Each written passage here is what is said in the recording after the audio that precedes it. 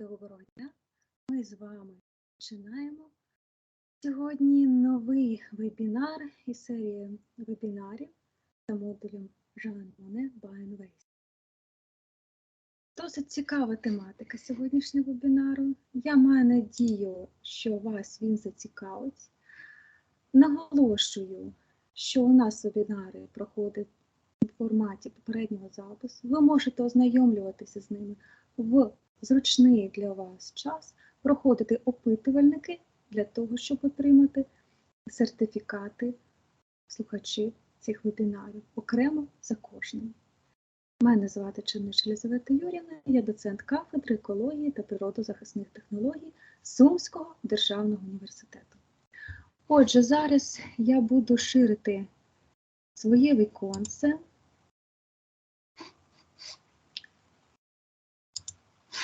Та, відповідно, ми починаємо сьогодні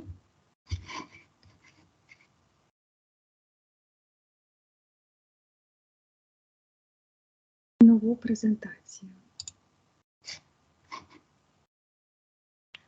Так, досвід європейських дослідних організацій, аналітичні технології для біопроцесів.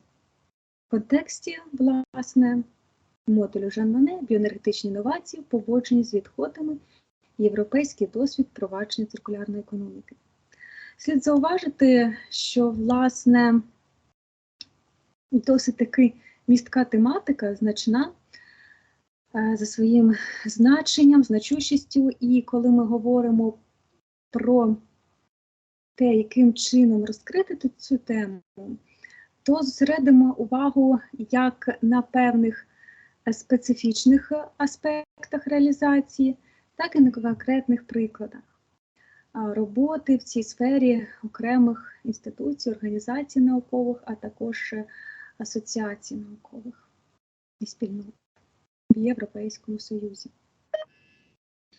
Отже, Європейська біогазова асоціація, вона досить стрімко розвивається і має досить значну сферу і доробок у сфері біогазових технологій, у сфері взаємодії в напрямку адаптації до змін клімату. І досить цікавий досвід можна переглянути, звернувшись за посиланням на цьому слайді.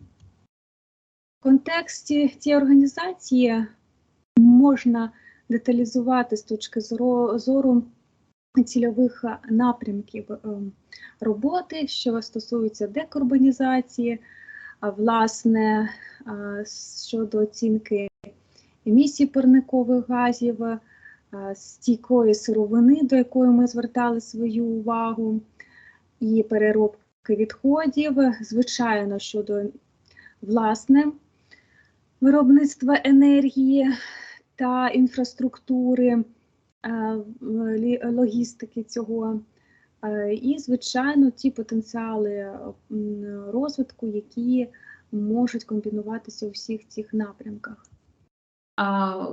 Багато можна говорити про взаємодію різних установ в ЄС у біоенергетичному секторі інновацій.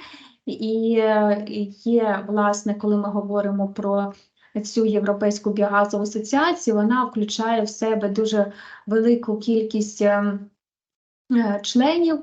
По суті, це більш ніж 200 входять різних типів членів в цю асоціацію, і це і як компанії, дослідницькі установи, університети,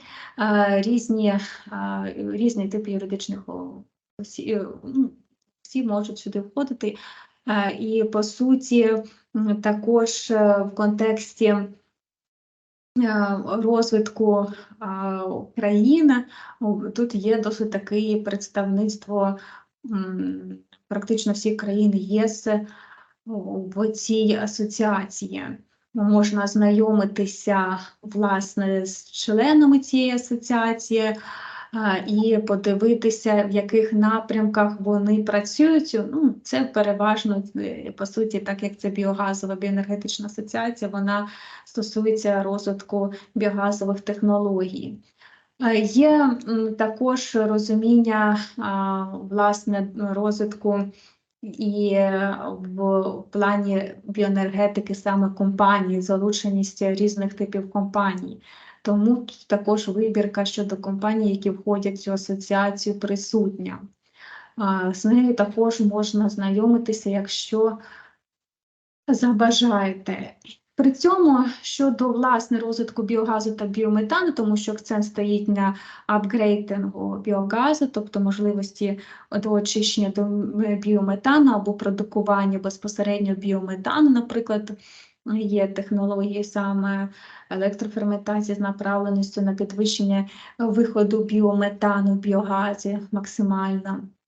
І відповідно тут також присутній аналіз, власне, вони мають значну мережу різних типів організацій і взаємодіють також з міністерствами різних країн ЄС в енергетичній сфері і мають досить таку значну базу даних щодо цього. І, відповідно, щодо розвитку біометану, на сьогоднішній день це дуже актуалізується в ЄС для заміщення викопного палива і створення відповідної інфраструктури для цього, для зменшення споживання імпортованого газу, розумієте, цей акцент на сьогодні просто максимально піднявся. І також дуже цікавим в цьому напрямку є таке положення щодо цінової політики на біометан. Внаслідок того, що значно підвищився власне вартість газу природного, ціна на біометан стала, по суті, в порівнянні меншою. Ось такий напрям транслює ця асоціація, і вони зосереджують свою увагу на тому, що, по суті, технології біометану стають більш доступними, інфраструктура розвитку також в країнах ЄС стає більш принадною, розвивається, модернізується для того, щоб мати оцю логістику для розвитку біометану. І, по суті, масштабування промислового виробництва біометану зростає. І ось протягом 8-річного терміну вони також прогнозують значне підвищення частки біометану з можливістю також залучення інших біоенергетичних технологій. Зауважу, що багато чого говорили також про зелений водень, і також лунали дискусія щодо його використання, певні економічні оцінки, також стратегія використання для отримання біометану. І ця стратегія дуже актуалізується на сьогодні, про неї вже говорили, і цей напрям, він досить актуальний і, в принципі, те, що декларується цією Європейською Biogas Association, яка досить таки має солідний вплив і взаємодіює на рівні різних країн і з досить розповсюдженою мережею взаємозв'язків, що справді можна говорити, що біометан, він стає досить таки значним акцентом його розвитку і, по суті, те, що ми бачимо з підвищенням цін на природний газ, це впливає на те, що біометан стає більш доступним і, головне, розвиток, власне, інфраструктури для того, щоб максимально його залучити до єдиної енергетичної системи. Отже, цей напрям присутній. Тут можете також ознайомитися більш детально в контексті декарбонізації. Цей напрям розглядається і певна статистика також подана. Щодо зменшення емісій парникових газів і можливості власне впливу в цьому напрямку, також є дослідження, представлені певні результати і аналіз можливості власне використання продукту твердофазного чи рідкофазного аеробного збродження, таких як дігестатів, як біодобрива. Про це також багато чого ми говорили вже на лекційних заняттях з нашими гостьовими експертами. Це також актуалізується для того, щоб замістити і зменшити збитки від вони так називають такий термін Carbon Intensive Production, тобто мінеральних добрив, які вважаються, продукують власне цикл виробництва мінеральних добрив, він продукує значні викиди вуглекислого газу в систему, загальний цикл. І вважається, що власне також оце впровадження дігестатів навіть в напрямку заміщення мінеральних добрив є актуальний досить таки в значній мірі. Щодо емісії, також у нас була тема окрема і, звичайно, Sustainable Feedstock, про те, що ми з вами говорили. Пам'ятаєте цей Sustainable Feedstock? І, звичайно, розглядається в контексті Європи для виробництва біометану та біогазу. Так, розглядаються різні варіанти залучення вторинної сировини і також акцент стоїть на переробки харчових відходів, food waste, дуже акцент стоїть, дуже на сьогодні ця тематика підіймається і можливістю переробки харчових відходів. Також розглядається потенціал промислових стоків різних харчової промисловості, звичайно, але не тільки, залежно від типу органічних забруднювачів, звичайно, в стоках, які присутні, є різні напрямки досліджень і залучення аеробного збродження, але це досить також актуально і, звичайно, розглядається вже більш класичні напрями залучення тваринних відходів і відходів рослинництва, розуміння поняття Sustainable Agricultural Practices, тобто це, власне, стійкі або сталі практики в сільському господарстві. Досить такий акцент стоїть на цьому розвиток і можливості, по суті, розуміння, наскільки які технологічні прийоми, такі інновації в цьому напрямку можуть сприяти максимальному впровадженню біоенергетичних технологій в енергетику країн ЄС.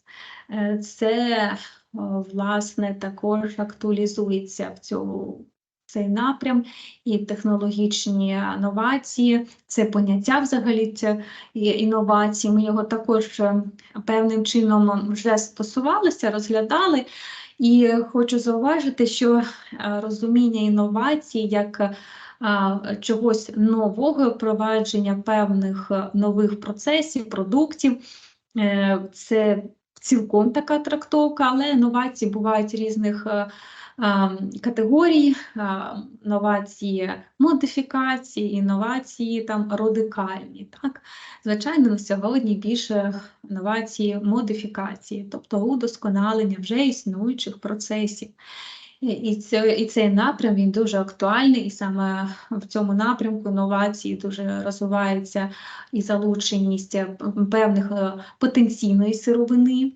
У нас була окрема тема щодо потенційної сировини, і на сьогодні справді розглядаються комбінації різної сировини, тобто різних субстратів для біогазових технологій, оптимізація, співвідношення різних субстратів, також дуже багато в цьому напрямку реалізується досліджень і у співпраці відповідно з різними стейкхолдерами, тобто підприємствами, які виробляють ті чи інші відходи. Так? Це досить такий актуальний напрямок, звичайно, отримання біометану і безпосередньо технології інновацій в цьому напрямку для підвищення вмісту біометану, вмісту метану в біогазі і також апгрейдинг, тобто вже збагачення біогазу або очищення біогазу до біометану, тобто тут є різні напрямки і трактовки, і відповідні технологічні рішення для того, щоб отримати біометан.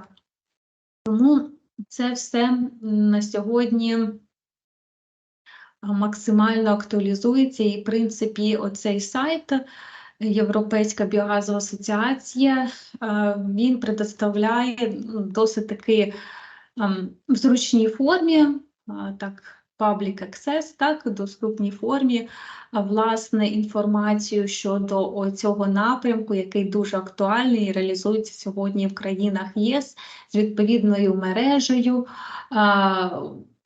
щодо цього. Тих членів, які входять в цю асоціацію, і колекцію цієї інформації, звітності, яка присутня. Тому можна про цей сайт мати на увазі, і для презентативності, власне, діяльності в цій сфері він досить таки зручний. Так, це основні аспекти, на чому я хотіла наголосити, і слід зауважити, що справді оцей соціоекономічне оцінювання і оцінювання екологічних власне, переваг відновних джерел енергії, біометану, акцент на ось цих політиці ЄС в цьому напрямку щодо енергетики і кліматичних змін, сталого розвитку, продукування і споживання продукції, акцент на можливості провадження аеробного зброджування в менеджмент відходів. Це все присутнє і досить таки відповідає власне тій стратегії ЄС, яка сьогодні декларується, і тим політичним важелям впливу, і тим директивам, які присутні на стимулювання відновних джерел енергії в ЄС і які стимулюють її розвиток. Тобто це така база, і в принципі в цьому напрямку можна користуватися цим сайтом. Кого він зацікавить, можете на нього звернути увагу, на ту інформацію, яка тут присутня. І також тут є, власне, проекти, які реалізуються членами цієї асоціації. Можна, відповідно, подивитися ці проекти і розглянути їх також. Є частка проєктів, які реалізуються саме за програмою «Горизонт Європа», наприклад, про яку дуже багато говорять.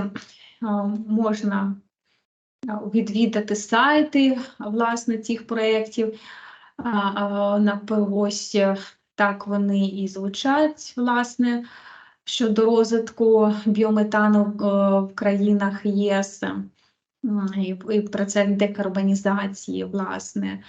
Це все присутнє і досить докладній візуалізаційній формі.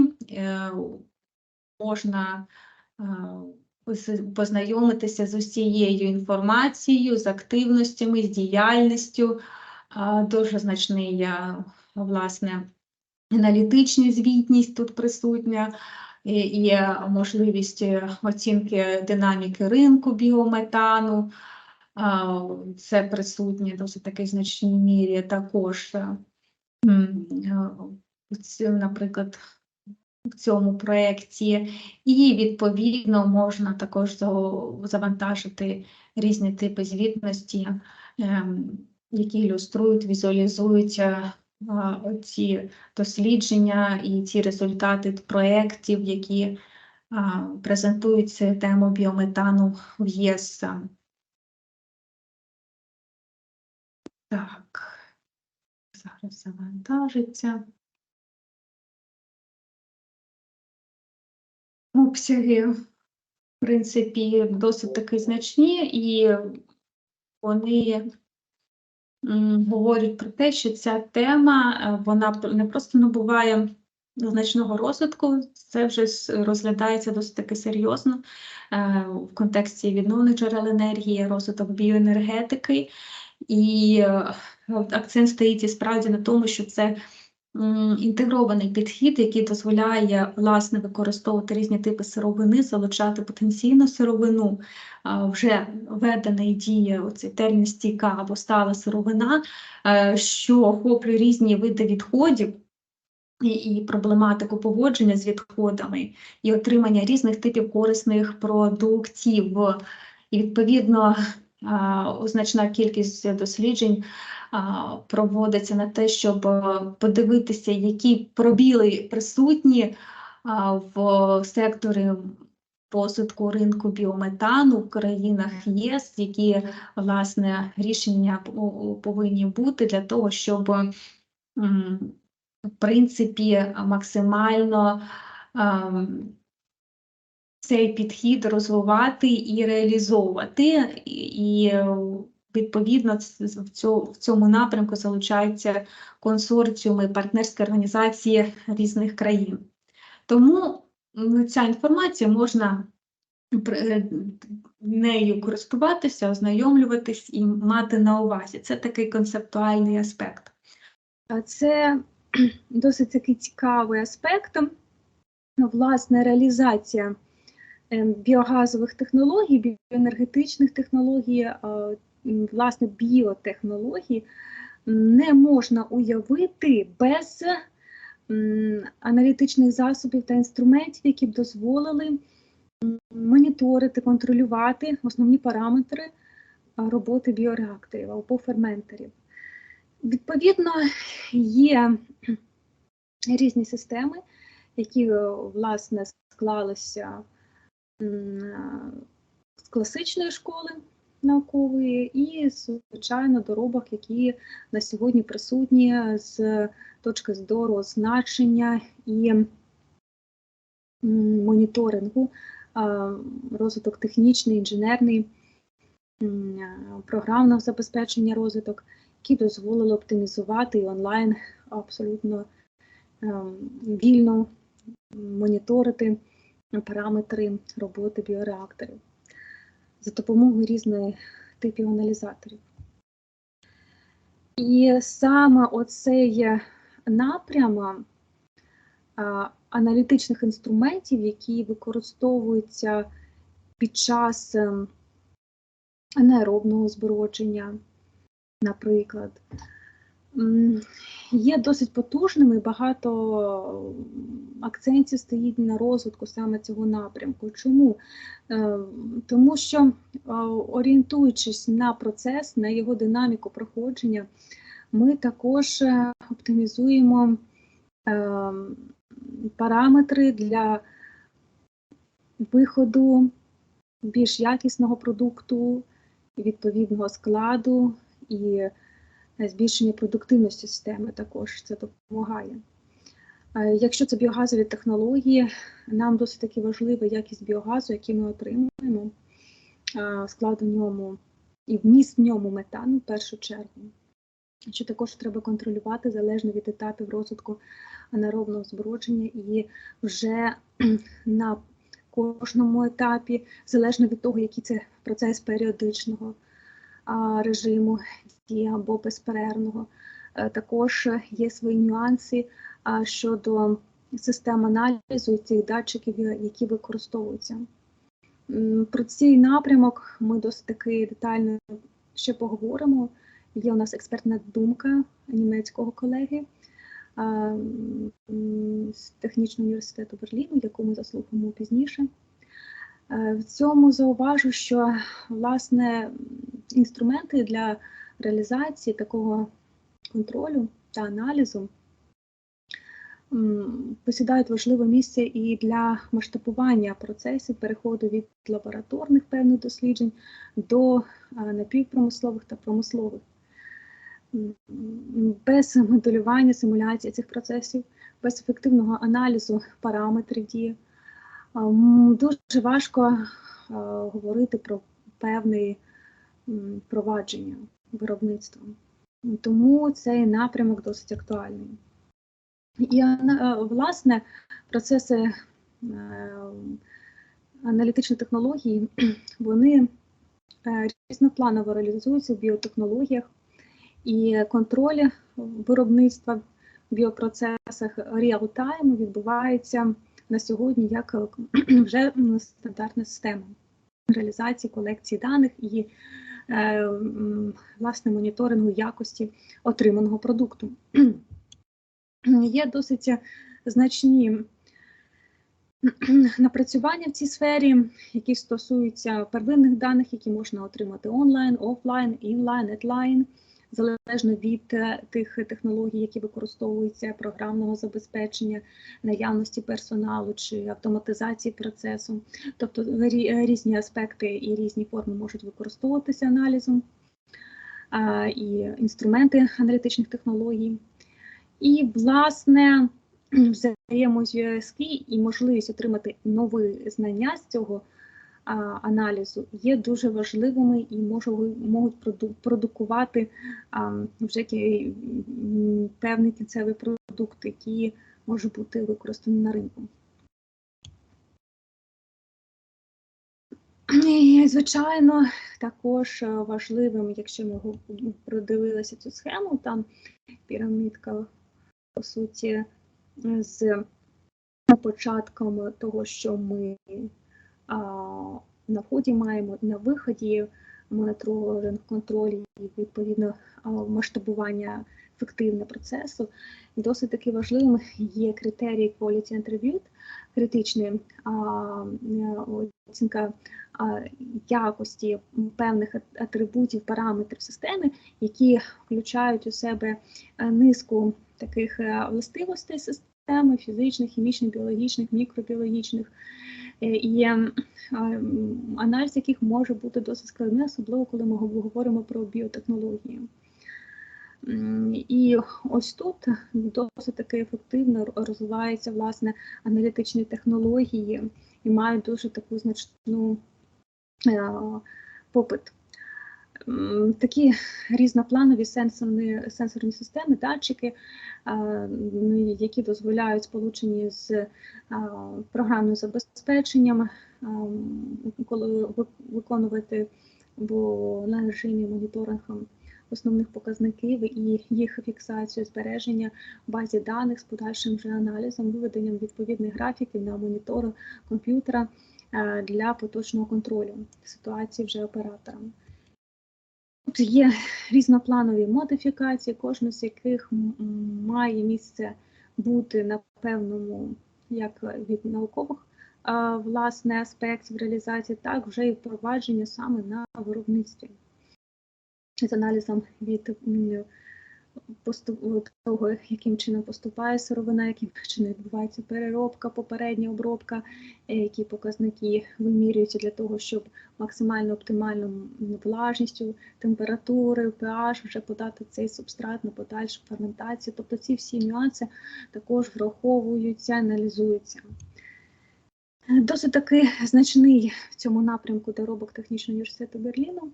Ми з ними співпрацюємо вже з 2019 року, і слід зауважити, що це одна з найбільш потужних університетів в Німеччині, має, власне, свою кафедру біопроцесів інженерингу, і вони працюють досить таки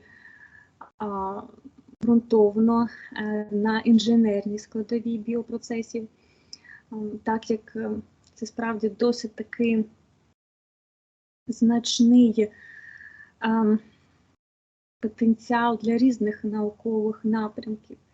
А ось їх комбінація, ефективна комбінація, інтеграція також дуже важлива, тому що біопроцес, коли в принципі говоримо ми про певних мікроорганізмів, їх метаболічну активність, це мікробіологія.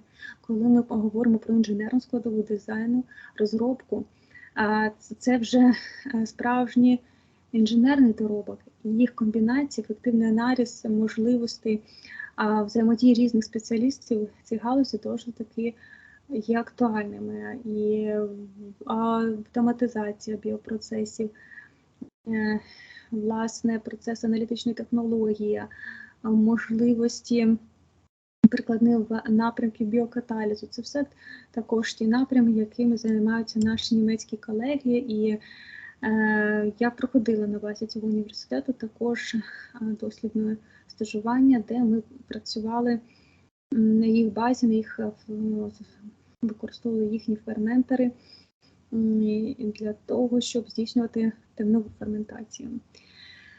Цей напрямок дослідження вже висвітлювався в окремих вебінарах. Слід зауважити, що ми працювали як з органічними відходами, так і з хімічним відходом, таким як фосфогіпс в Сумській області, його більше 15 мільйонів тонн, тому працювали з такою мінеральною добавкою. Інший інститут, якому також я мала можливість бути, і в нас є досить такі дружні, як кажуть, наукові відносини, це Інститут сільськогосподарської інженерії і біоекономіки. В контексті біоекономіки розвивається і біоенергетика також. І, власне, Йохам Венус, лідер групи, який займається також і програмами рівня Горизонт Європа, також надасть свою експертну думку щодо розвитку, власне, аналітичних засобів біотехнології. І в контексті, власне, Biopad Network, це, власне, така асоціація, яка досить цікава. І, по суті, це мережа співпраці Biopad в області біоаналітики, управління біопроцесами в різних галузях промисловості, промислової біотехнології, як і фармації, медицини, харчової, і, власне, біотехнології захисту довкілля, так і біоенергетики. Тобто це досить комплексна мережа співпраці в Німеччині, в яку входить як Лейбницький інститут сільськогосподарської інженерії та біоекономіки, так і, власне, університет, технічний університет Берліну. Тому я познайомилася спочатку з ними, для того, щоб розуміти, який контекст реалізації цієї мережі. І в подальшому наші експерти продовжать, власне, провадити досить цікаву інформацію щодо їхнього досвіду, німецького досвіду у цій сфері. Думаю, це буде досить корисно. І зараз зауважу вашу увагу на слайді цьому, який вже видно. Це наш опитувальник. За цим вебінаром опитувальник у нас один. Є посилання, є QR-код, з яким ви можете перейти та пройти опитування в Google формі. Завдяки цьому опитуванню ми беремо статистичні дані для аналізу щодо ефективності проводження таких вебінарів. І, звичайно, для вас, якщо ви хочете отримати електронний сертифікат слухача цього вебінару, то це дозволить нам вислати його вам. Ось такі нюанси. Тому прошу, долучайтеся. І в цілому маю надію, що німецький досвід, який, власне, сьогодні на цьому вебінарі ми поговоримо з нашими експертами з Німеччини, буде вам цікавий і корисний. Наголошую, прошу, власне, проходьте опитування і залишайте свій фідбек. Можна як на YouTube-каналі нашого проєкту Biogas, так і на телеграм-каналі, можна на сайті нашого проєкту Biogas також залишати свої відгуки, побажання та питання. Ми раді кожному фідбеку для аналізу ефективності нашої роботи.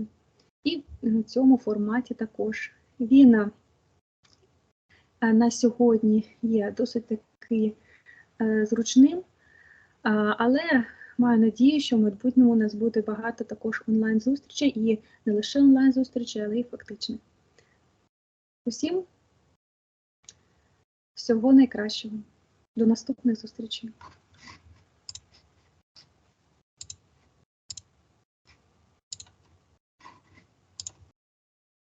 Ми з вами продовжуємо наш вебінар, і я хочу продемонструвати такий невеличкий тур, відеотур до досить цікавого німецького інституту з значним доробком в біоаналітиці і біопроцесах. Думаю, буде дуже цікаво.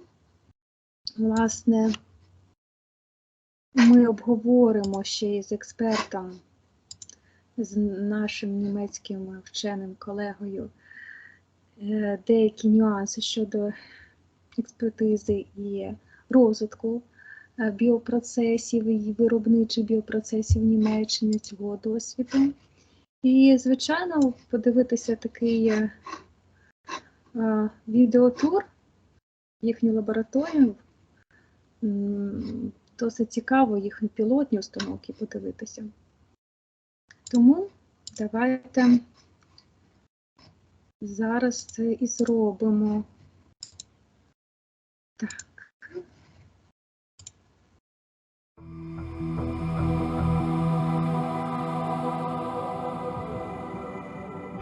Hello everybody, welcome to Potsdam at the Leibniz Institute for Agricultural Engineering and Bioeconomy. We are here in the Department of Bioengineering, where we are doing a lot of research in the field of utilization of biomass for mainly non-food use to develop and optimize bioprocesses in a lot of national and international research projects. And for more details, please follow me inside of the facility.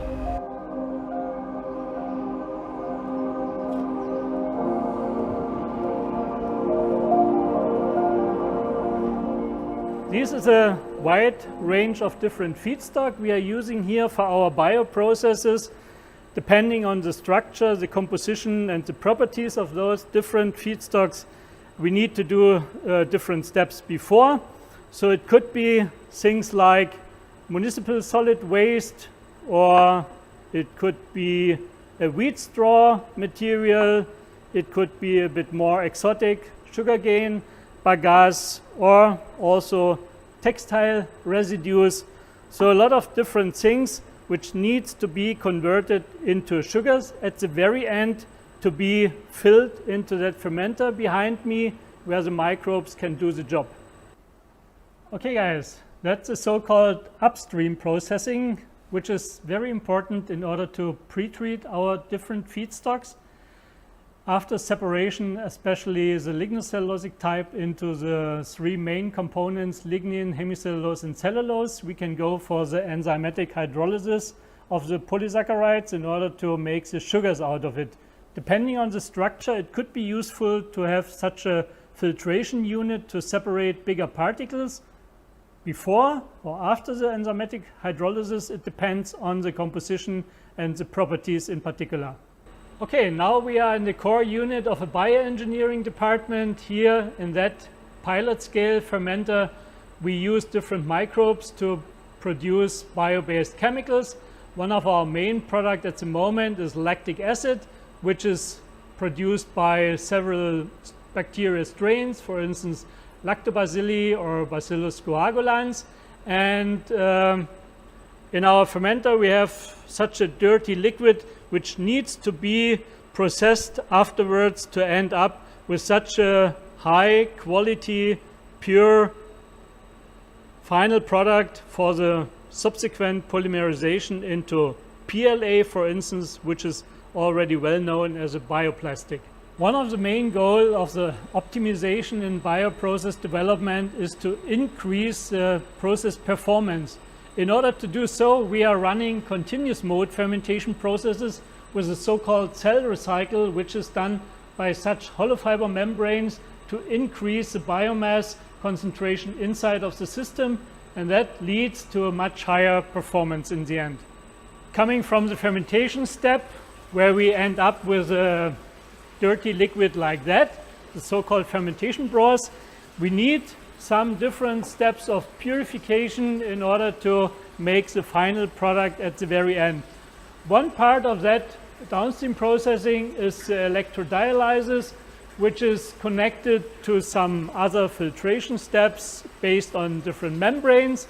After the electrodialysis, we have some ion exchange units to separate different impurities, which are coming from the feedstock or from the fermentation broth itself. And in the very end, we end up, if we are successful, with such a colorless liquid of high concentrated lactic acid.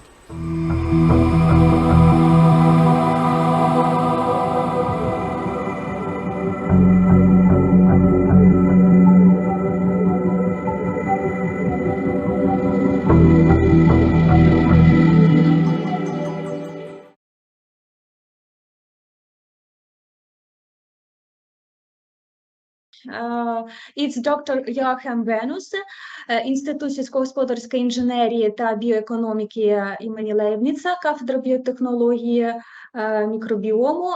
Це місто Потсдам, біля Берліну, Німеччина, дуже відома така наукова школа. Okay, that's all about biomass utilization for different purpose. For sure, food as the first priority, but in my group, we are working on that bio-based materials and for the so-called non-food use. So, do you see my next one? The second only. So I need to go back to that yes, modus. Now it's Sorry. Don't worry. So that research program, what I'm responsible for at the moment is going from the left, from the biomass provision, which is done in our own institute, partly for the fibers, for instance. And then we are trying to go with a so-called cascading use of doing first in the chemicals and materials sector before ending up with the energetic use. For sure, I cannot do everything by myself. I am just, in that mode, I cannot go ahead. But anyway, in my group, we are dealing with that in the middle. Here's a biotech products out of the different biomass, and just giving you some examples of material we are dealing with. So I don't like to go into the details right now, but it's all about preferably the carbohydrates, the sugars for our microbes, but it can be also proteins, all the other parts of the biomass.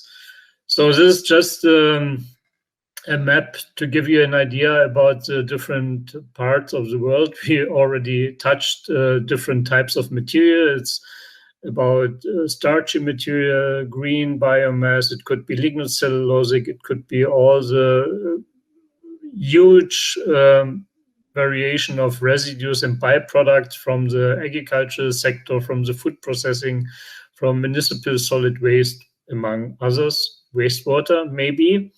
And yeah, we would like to extend our activities in other parts of the world for sure. So what we are dealing with? We are dealing with so-called renewable chemicals, and one of our main products at the moment is a lactic acid, which is here in the list of some others, which could be produced by microbes as well. And as you can see here in the last row, that microbes prefer for sure carbohydrates like glucose, other sugars, and in case those sugars should come from lignocellulosic, which was not really focused right now for that project or consortium, what you described before. But if we are going in that direction, we have to do things like that. In any case, if we are talking about biotech processes, we have to follow more or less the same structure all the time: the pre-treatment, hydrolysis, fermentation, and downstream processing. And depending on the structure of the feedstocks or the raw material in the very beginning, for instance, in case of wastewater, we don't need to do a lot of pre-treatment or hydrolysis. We would like to deal with the compounds as they are already available. So the concept of our work is illustrated by that figure. So on the left-hand side, we have different types of feedstocks.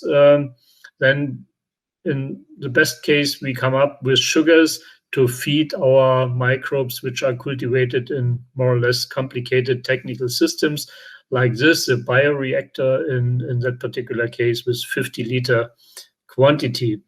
So if we are thinking about industrial application, of course, it's not enough to be just in the academic sector and in that lab scale. We need to make all the processes bigger. And this is just a funny illustration how it could be assumed, but in reality, it's not that simple just to make the glasses a bit bigger. We need to provide really technical solutions, and this has been mentioned several times, and probably all those strategic papers from the national and European and global level in order to claim especially that need of pilot and demo facilities to bridge that so-called valley of death from the research that we are doing in our institute, in SMEs, in universities like yours probably, and before we can end up with an industrial application.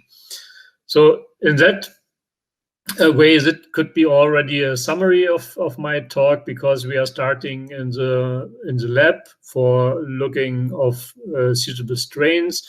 We undergo different steps of screening and development, and we end up finally, as already mentioned, in some sort of technical system to cultivate our microbes and to provide suitable products. That's just, again, an illustration of that, what we have to do coming from the left, from the lab to a pilot plant, which is, in our case, installed for, meanwhile, already 15 years. So we have a lot of experience with such piloting, in that particular case, for sure, for biotech processes. So this is just a quick snapshot of that, what we need to do to purify our products. Maybe I can skip it. So since European activities and projects have been mentioned already, so we are very active at the moment. That one, Percal was dealing with municipal solid waste, which is already close to the wastewater topic, I guess. It's already finished recently, and then we stepped into a new one, that one, Kaffipla, which is again dealing with bio-waste. Then we have another one, a BBI project, which is using wood material, and Biomac, that's the recent one, which started right now in January this year. It's a so-called open innovation test bed system to combine different infrastructures. And with that, I'd like to thank, of course, my team, all the funders of our project. And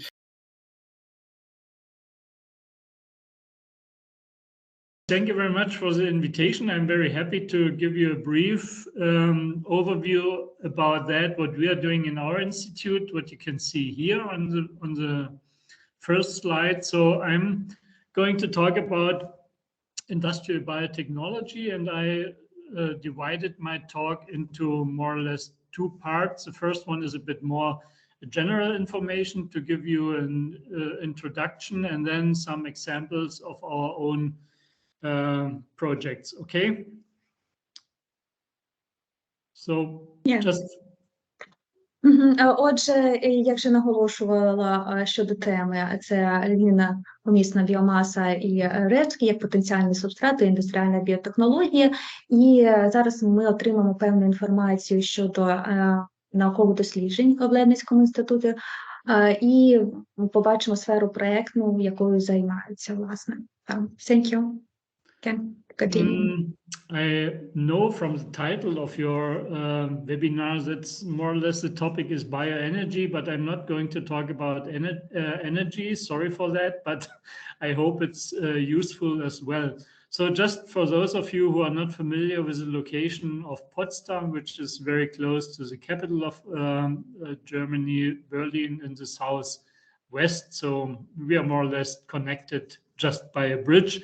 And we have a relatively long history in agricultural research. And in the meantime, after the reunification, the last 30 years, also our research topics changed a bit, and just give you a brief overview about our so-called program areas. So what we can expect from agriculture, crop production, livestock production, and food production.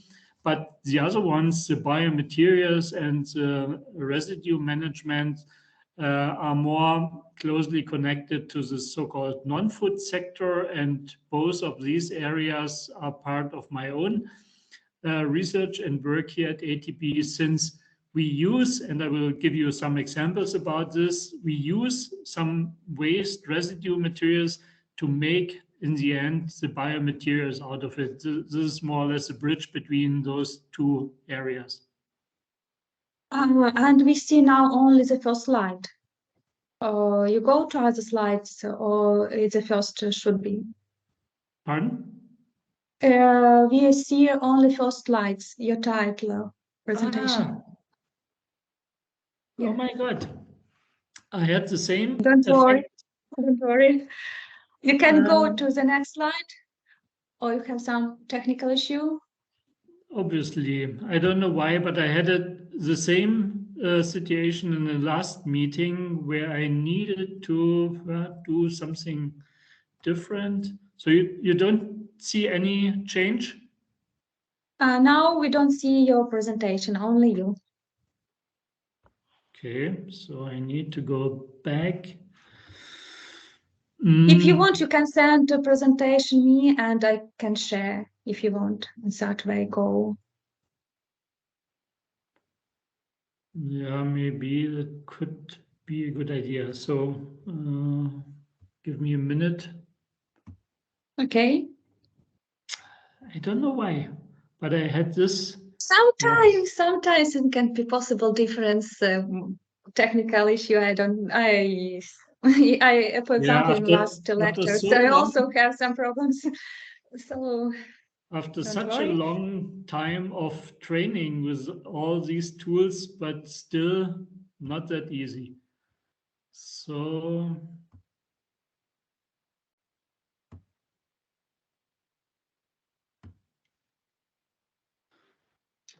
now you should,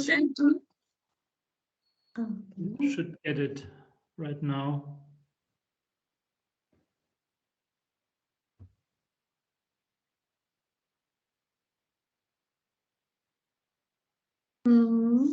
We don't see now your presentation. I was sending it to you. Okay. Oh, okay, okay. A moment.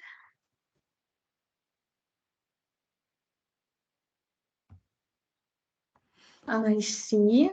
Okay, now I download your presentation, and some minutes I can share.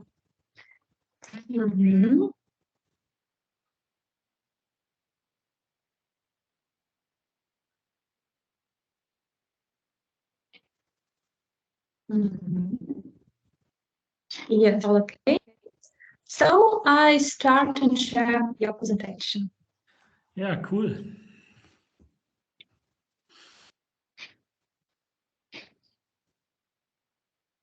So first slide we see, and the next slide, yes, your history. Yeah, it was just about the location of Potsdam, for those of you who are not familiar with closely located to Berlin, and just a few details of our history. So long history in agricultural engineering and research. And since, as I mentioned before, the last 30 years, the topics sometimes changed. And if you go to the next slide, then you can see that what I already was talking about, the crop production, the livestock, the food. And then the two other ones right bottom, the biomaterials and the residues are used in my group to produce the biomaterials out of it, and I will come back to those examples in a minute. So some moments. Отже, як бачимо, власне, справді стосується дослідні групи працюють з тематикою біоекономіки за галузями.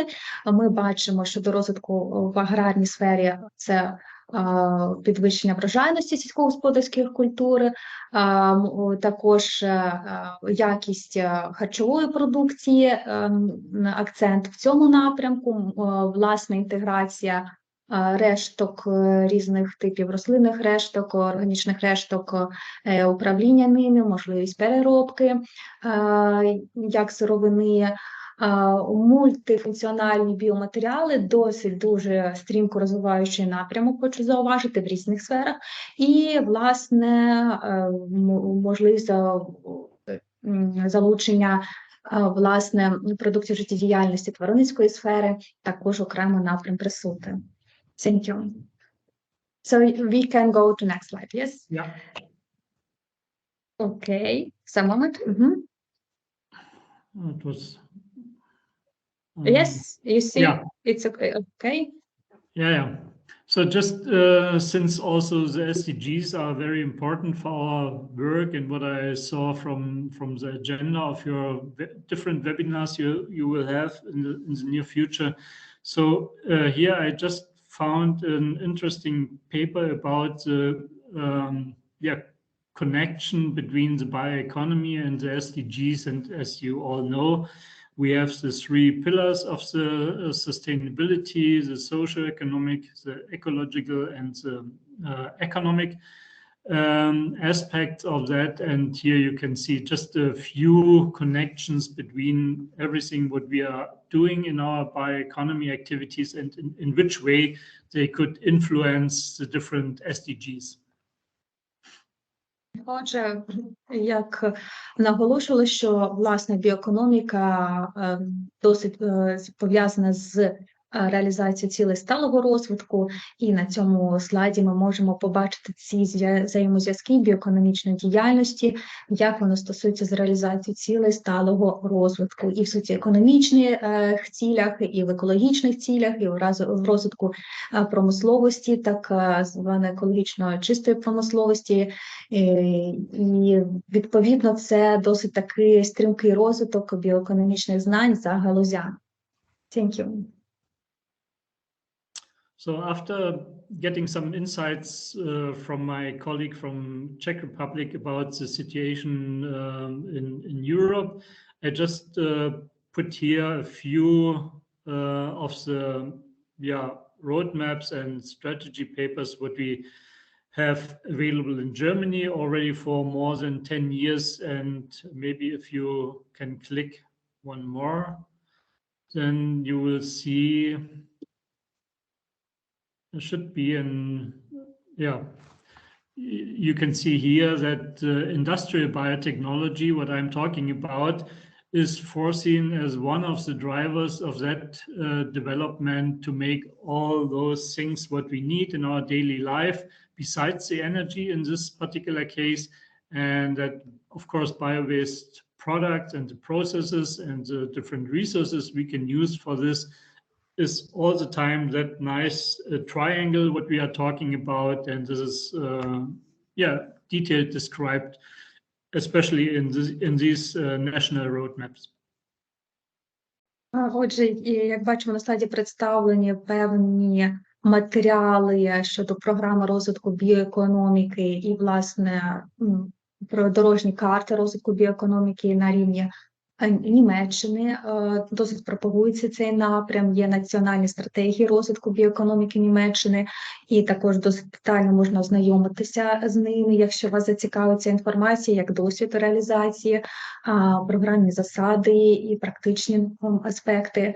І в цілому, коли ми говоримо про індустріальну біотехнологію або біла біотехнологія, це кольорова така класифікація біотехнології, я на минулій лекції говорила про неї, і ось ця індустріальна біотехнологія або біла, вона акцентує свою увагу на розвитку біоосновної індустрії, і такий драйвер для розвитку біоекономіки в цілому є. Тому біоосновні продукти або біопродукти та біопроцеси, які, власне, розвивають потенціал відновних ресурсів, залучення відновних ресурсів, дуже актуалізуються на сьогодні в контексті захисту довкілля, кліматичних змін і в цілому енергетичному секторі також. So go to next. Yes. Obviously, I need to be more short, otherwise we don't worry. meet the target of the time. So that what I was talking about, the feedstocks, the processes, and the products was already described, I would say, more than 20 years ago by this roadmap about the biorefineries in the US. And if you click one more, Elisabetta, then we can see that about biotechnological part of all the system I'm talking about is just about fermentation by microbes and enzymes. And what you can also see from the marked on the feedstock part, that in a very many cases we are talking about residues and waste, which was, by the way, not already the reality 20 years before, but nowadays more and more these type of materials come into the focus of interest, and this is what we are doing here meanwhile mainly. Отже, ми бачимо, власне, також приклад реалізації дорожньої карти для біоенергії, біоосновної продукції. Це, наприклад, є США, але зараз це взагалі тенденція, яка характерна для ЄС. І бачимо цей біомаса фідсток, цей термін ми також розглядали на минулій лекції, що він стосується, власне, залучення різного типу субстратів, сировини, вторинної сировини, і сільськогосподарської сировини, і різних типів відходів. І оці процеси конверсії, вони досить таки різнопланові. Це, власне, процеси ферментації, процеси залучення різних ензимів і, власне, отримання ензимів. Також, власне, ферментація, яка стосується виробництва органічних кислот, тому що це біополімери, по суті, подальшому, тобто це біополімеризація в цьому напрямку. Звичайно, ферментація, що стосується отримання палива, як газоподібного, так і рідкого. Тому це досить цікавий напрямок, який розвивається і розгалужується. Thank you. Yeah, now after talking about the feedstocks and those things, we need to have an idea about promising products or molecules. And for that reason, it has been done also in already 2004, what you can see on the left-hand side of that table, a list of so-called bio-based chemicals, which were announced to be as candidates for industrial application. And then a few years later, in 2010, the same, more or less, a group of experts that tried to have an update of that list. And as you can see here, the red marked succinic acid and the lactic acid are two molecules that we are dealing with. And now we have more or less also an update from 2020 on the right-hand side, you can see. And in case you are interested in all these lists of different molecules and chemicals, you can go deeper in these documents if you like. So I will focus in my next slides on the succinic and lactic acid.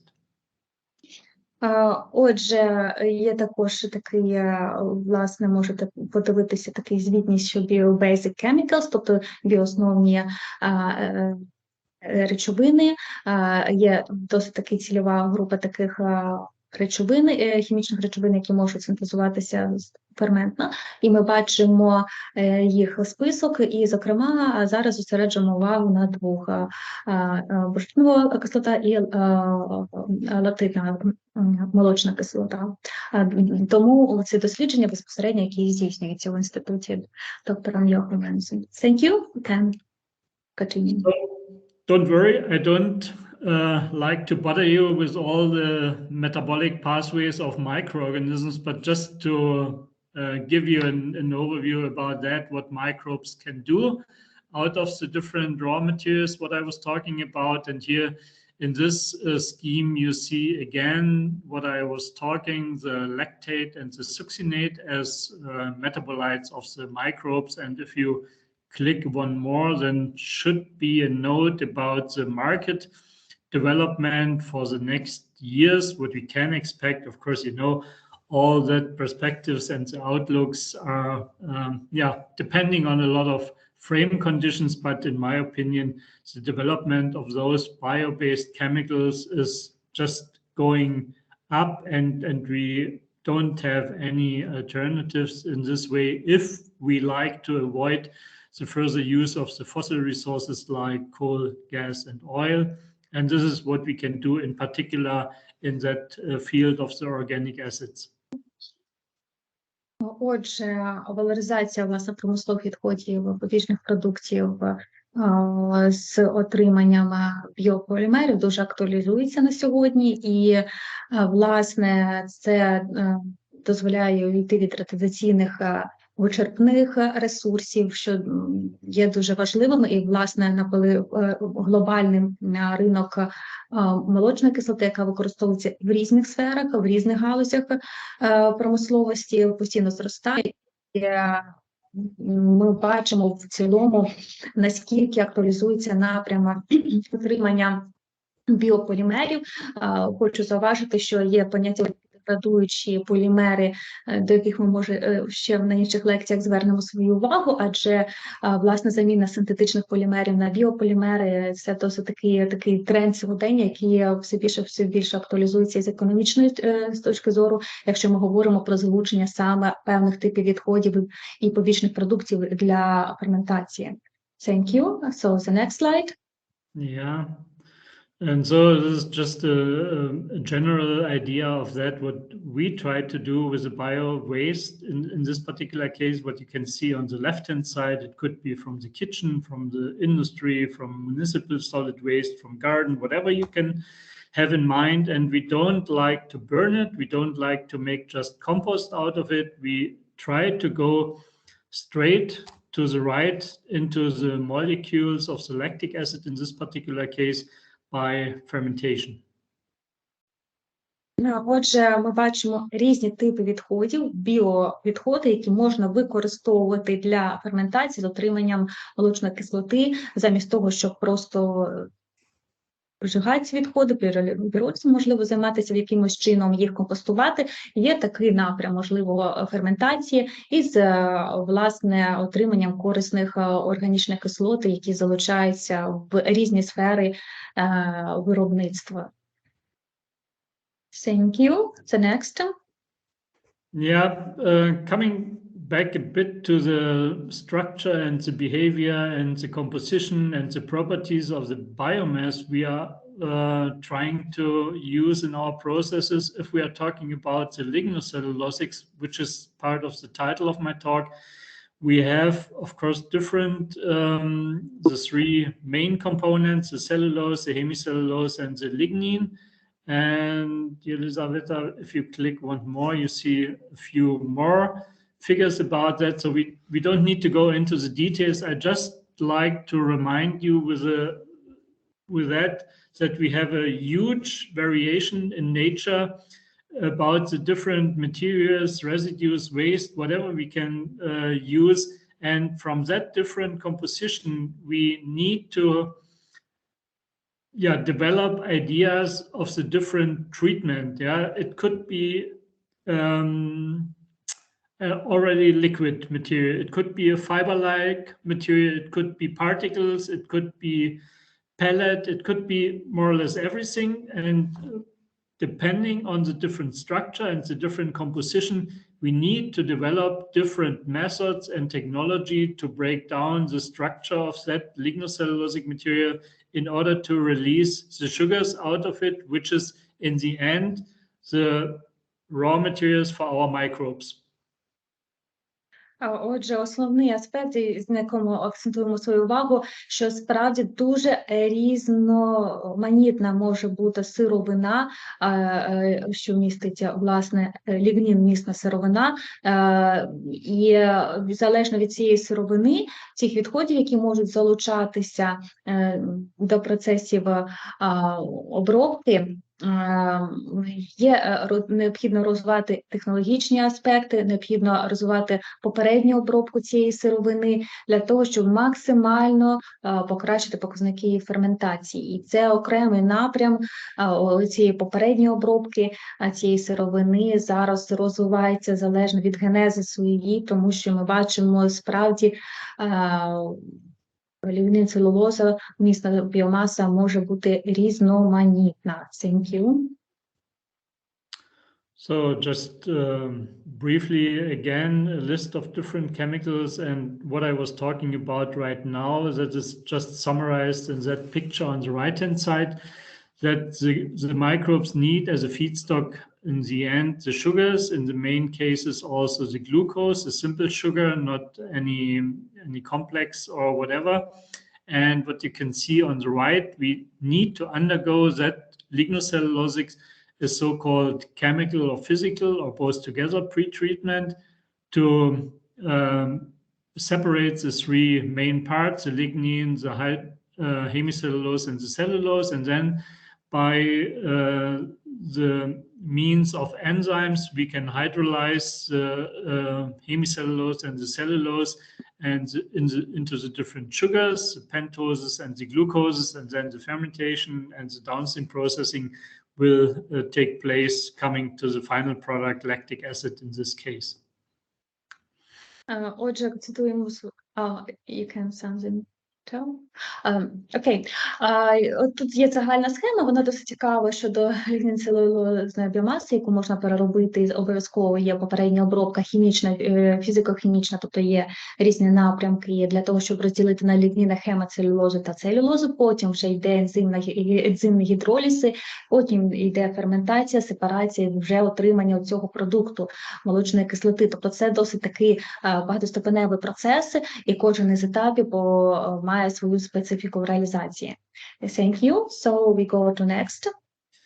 Yeah, this is just a view into our pilot plant. Probably you remember that nice equipment we have. And I just highlighted here the two steps, which are, in my opinion, still the main challenges in those processes. The first one is the pre-treatment to break down the lignocellulosic structure, and at the very end, the separation and the purification of the products. And all of the four steps could be also applied for other, let's say, products and organic acids. So it's more or less a general agenda. And as mentioned, the first and the fourth steps are the main critical in view of having those processes and technologies realized in the industrial application. Отже, на цьому слайді ми бачимо в першу чергу це обладнання, яке присутнє в Лебницькому інституті, і бачимо також стадії ось цього процесу, на якому ми зосереджували увагу на минулому слайді, і виділено червоним. Що саме? Оця найбільш такі складні, як скажімо, такі виклики в реалізації – це попередня обробка, ефективна обробка для того, щоб зруйнувати цю структуру цього матриксу фідстоку, зробити його біодоступним. І потім основні стадії, що пов'язані з гідролізою та ферментацією термінальної стадії. І також дуже важлива саме сепарації і очистки оцих продуктів, біопродуктів, які ми отримали. І зараз справді розробка оцих стадій, першої стадії, попередньої обробки, останньої стадії сепарації, отримання цього готового продукту, вони дуже акцентують на собі увагу, є дуже важливими, адже багато говориться саме про стадію ферментації. Але ось ці стадії, які попередня і після обробка, їх розвиток дають можливість ефективної комерціалізації саме процесу ферментації в цілому. Тому досить таки актуалізується на сьогодні їх розвиток. Thank you. So this is just a list of that feedstock, what we already had in our hands in the pilot plant, in the different labs. So I come back to a single example. So just to give you an idea about the different categories of materials, the starchy materials, what we started 20 years before. The green biomass could be a good source for those processes. And then the lignocellulosics and the very final category, the residues, the byproducts, and the waste materials is meanwhile the main proportion of our raw materials. Отже, ця така мапа, власне, розвитку різної сировинної бази для отримання таких корисних продуктів, біопродуктів, як молочної кислоти ферментації. Можете також побачити саме посилання на публікацію доктора Венуса, тобто можна з нею ознайомитись подальшому. Вона говорить про ці ідеї, справді, і як різновічно можна використовувати сировину, різні рослинні рештки, різні органічні відходи, вторинну сировину. Акцентую свою увагу, що є дуже важливим, тому що для біополімерів спочатку використовувалися, наприклад, кукурудзяний крохмал, але це вже харчовий продукт. А тут ми розмовляємо, саме акцент ставимо на переробці певних рослинних решток, органічних відходів тощо, для того, щоб, власне, валоризацію цих відходів провести і отримати корисні органічні продукти. Thank you. So probably with the examples, we need to hurry up a bit.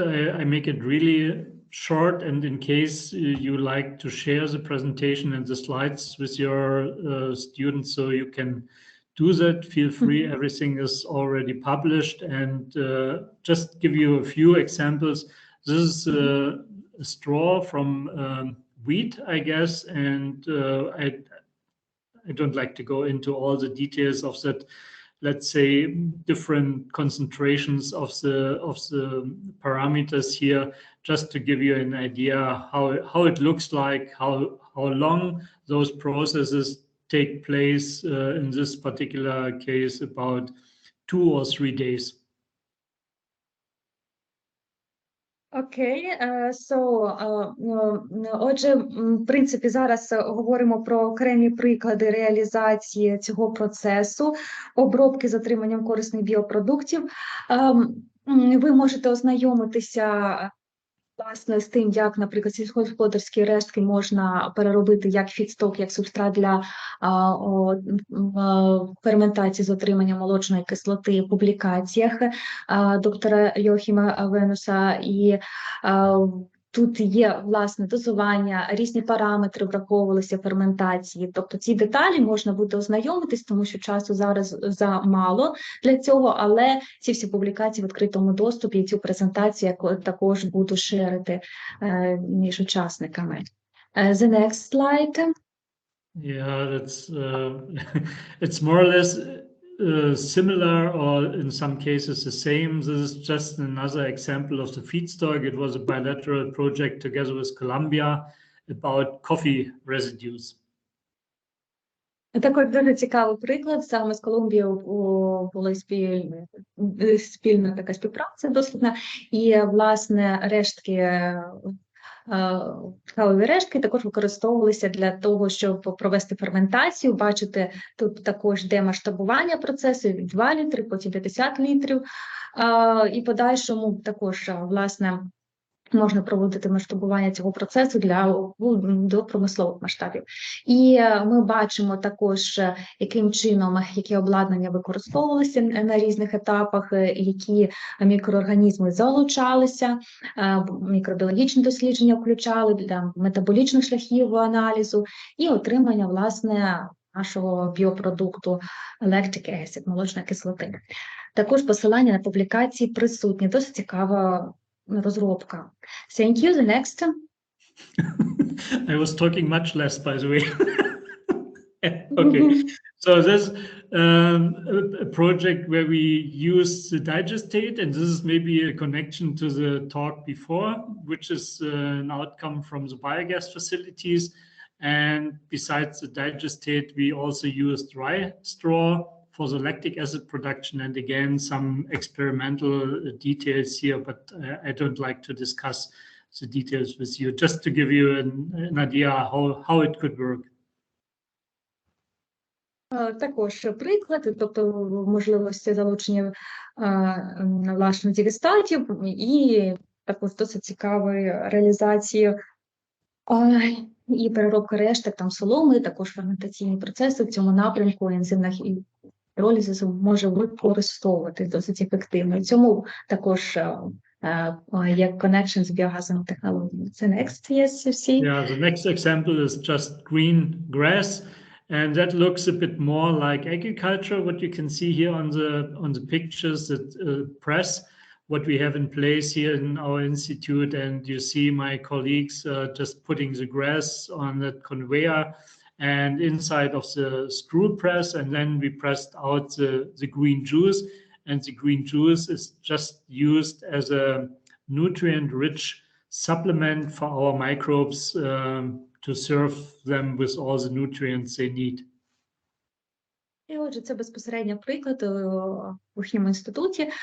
Власне, бачимо цю траву, переробляють, роблять з неї ось такий сок, який, по суті, конверсія, власне, поживних речовин для мікробної ферментації. І його використовують також. І були, власне, проведені дослідження, бачимо розвиток біомаси, продукування метаболітів корисних в цьому напрямку безпосередньо ці приклад реалізації в інституті. Thank you. Okay. So, as already mentioned, besides the lactic acid, also the succinic acid is part of our project. And here you can see an example for using sugar beet pulp, which is a side stream from the sugar mill. And what you can see from the left-hand side, we tried to install a sort of biorefinery system in that way that we not only use the material for the succinic acid fermentation, but also for the usual business, what you can see from the beets, make sugar out of it.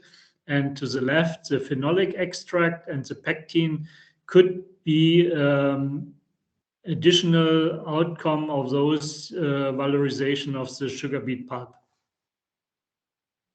Також ще один приклад власне продукування бурштинової кислоти і можливість також отримання інших корисних продуктів, такого як пектину і різних типів органічних екстрактів, які також можуть долучатися до хімічної промисловості, подальшому залучення сировини і циркульного жолу, наприклад, і це також може, тобто варіація взагалі, то дуже різнопланова того фідстоку, субстратів, сировини вторинної, яка може бути залучена до цієї ензимної ферментація і гідролізу, власне, з отриманням корисних біопродуктів.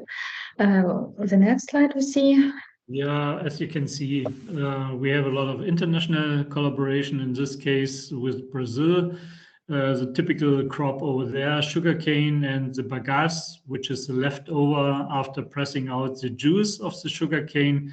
And we use that material also again for lactic acid fermentation. And that was an exchange project with a PhD student in my lab. And this is just a brief information about it. Також ці кооперації, також з різними інститутами працюють організаціями, і ми бачимо одну з прикладів роботи, також є публікація і активний догляд, можна перейти і ознайомитися більш детально з цією інформацією, і бачимо досить цікавий, власне, клітинний рециклінг, ферментації відповідного штаму бактерій для того, щоб отримати також ці корисні біопродукти, різні типи органічних кислот, то це досить такий цікавий напрямок у співпраці. The next slide. That was part of a European project, and this is, to be honest, or was one of the most challenging feedstocks we had in our hands, organic fraction of the municipal solid waste. That means what you could find in your own waste bin, and everything could be inside of such a waste bin, and our bacteria, of course, can just use the organic part of it, and we needed to sort it by our hands. So it was dirty, it was smelling, it was horrible, I can tell you. But in the end, we were relatively successful in order to make the lactic acid out of it. And yeah, from the general procedure, it's similar to the previous examples. Це також приклад саме муніципальні відходи, і проводили сепарацію, і саме це всій процес, всі ці нюанси, починаючи від первинного сортування цих відходів і подальшої вже ферментації цієї органічної частини з отриманням корисних біопродуктів проводили також в дослідній групі доктора Генуса. Тому досить цікаві проекти. The next. Yeah.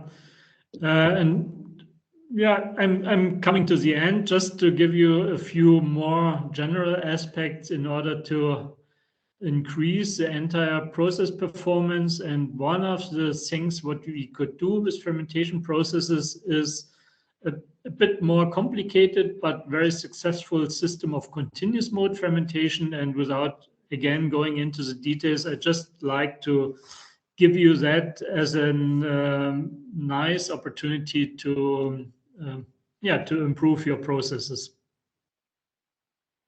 Звичайно, досить цікавий також є, власне, режим роботи ферментації безперервний, тому що є періодичний, це взагалі біотехнології, режими ферментації періодичний та безперервний або continuous, то, звичайно, працювати в безперервному режимі – це вихід на масштаб промисловий, і в цьому є дуже багато там деталізації певних нюансів щодо реалізації цього процесу, залучення мембранних технологій, і ми можемо такий лаб-стенд побачити, який присутній в цьому інституті для реалізації цього процесу в неперервному режимі роботи ферментації. Thank you, and we see the next slide. If we like to go ahead with that, what I was trying to describe with that triangle with the feedstocks, the processes, and the products, if we like to go for the industrial application, of course, that funny picture on the right-hand side is not that what we will find in the reality. It's not that we just need to make the glasses a bit bigger, you know, all that we are talking about huge equipment in steel and iron, and we need to do that scale up to be sure with our process in the later big scale.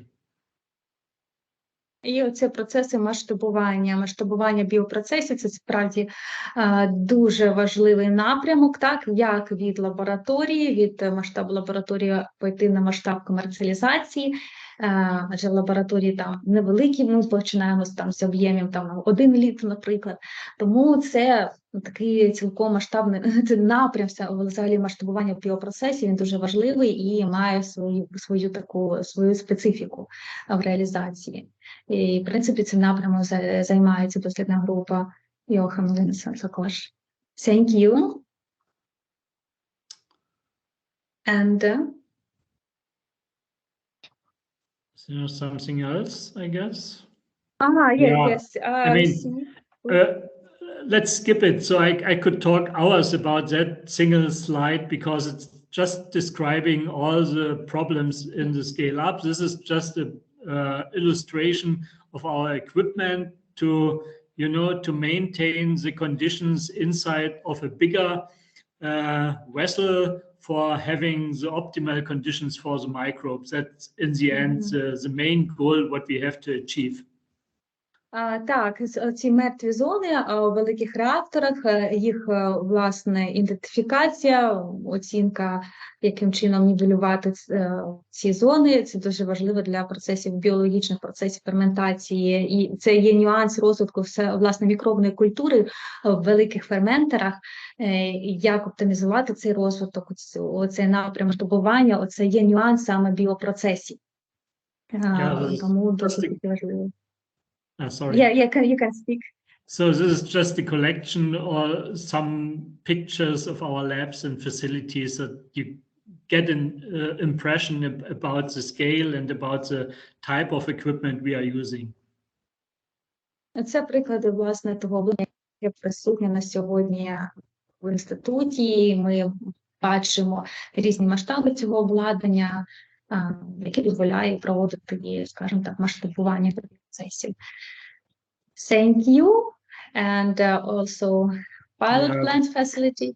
Yeah, that's more or less the same. Just to give you an idea how complicated it could be coming from the left, from the lab scale system to the right one with the bigger ones with all the different tubes and types and pumps and vessels and so on, and to make sure that everything is running fine. But in the end, if it is the case, then you can collect a lot of interesting data on the one hand, and of course you can provide with the bigger quantities of your fermentation some product samples for your partners, especially for the industry, to go ahead with the further testing of it.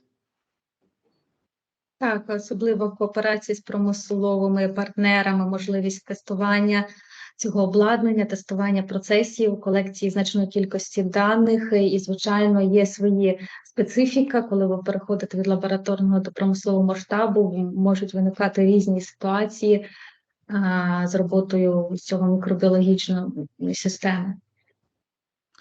So just overview of our recent project, the one which I was talking about, the municipal solid waste, the PERCAL, which is already finished, and then 3 further European projects. So I don't like to go into the details. If you are interested in that, you can find all the information from our project web pages, okay? Thank you. Це, власне, ці приклади проєктів, які реалізовує інститут. Ми бачимо досить значні проєкти, можна з ними ознайомитися за посиланнями вже більш детально, тому що час наш вичерпався, але вся інформація в відкритому доступі на сайтах. І вони стосуються, власне, біоконверсії різних типів сировини з отриманням біопродуктів. Ми бачимо у контексті також «Горизонт 2020», є багато є фінансування Європейської, тобто ці проекти досить таки масштабні. Thank you, and we see next slide also. Yeah, just this is already the end, more or less a take-home message. What you can see here are just a few paragraphs what we need to do in order to make all the processes as it is written here economical with the production cost as low as possible. And for that, we can integrate some of the downstream processing, the purification, separation, and so on and so far processes in your fermentation system. We can also develop so-called advanced or strategies to combine the hydrolysis by enzymes and the co-fermentation by microbes. We can develop continuous mode fermentation processes. And I guess there should be a third aspect. If you click one more. Yeah, this is what I was already talking about. We need to make all the things bigger in a scale up and to increase that TRL, which is very important for all the technologies. Так, акцент ставиться на тому, як перейти від лабораторного до промислового масштабу, і це дуже важливий аспект. В принципі, якщо ми беремо ці проекти «Горизонт Європи», там навіть указується рівень промислового впровадження і можливість переходу і отримання прототипу, який може бути впроваджений в промисловості. І також хочу зауважити з цих напрямків дослідження, це, власне, коферментація, можливість ферментації різних типів субстратів і, власне, цей режим ферментації безперервний, continuous mode, який дуже актуалізується для масштабування процесів, біопроцесів. So, with that, I have to apologize for talking too much and too long, but I thank you very much for your attention, and in case there's still time for questions or others, so please feel free. It was really a pleasure to join your meeting today. Thank you very much. Thank you for your time, and it's very interesting for us, your information, so we're glad that you can give such lecture for us. Thank you a lot.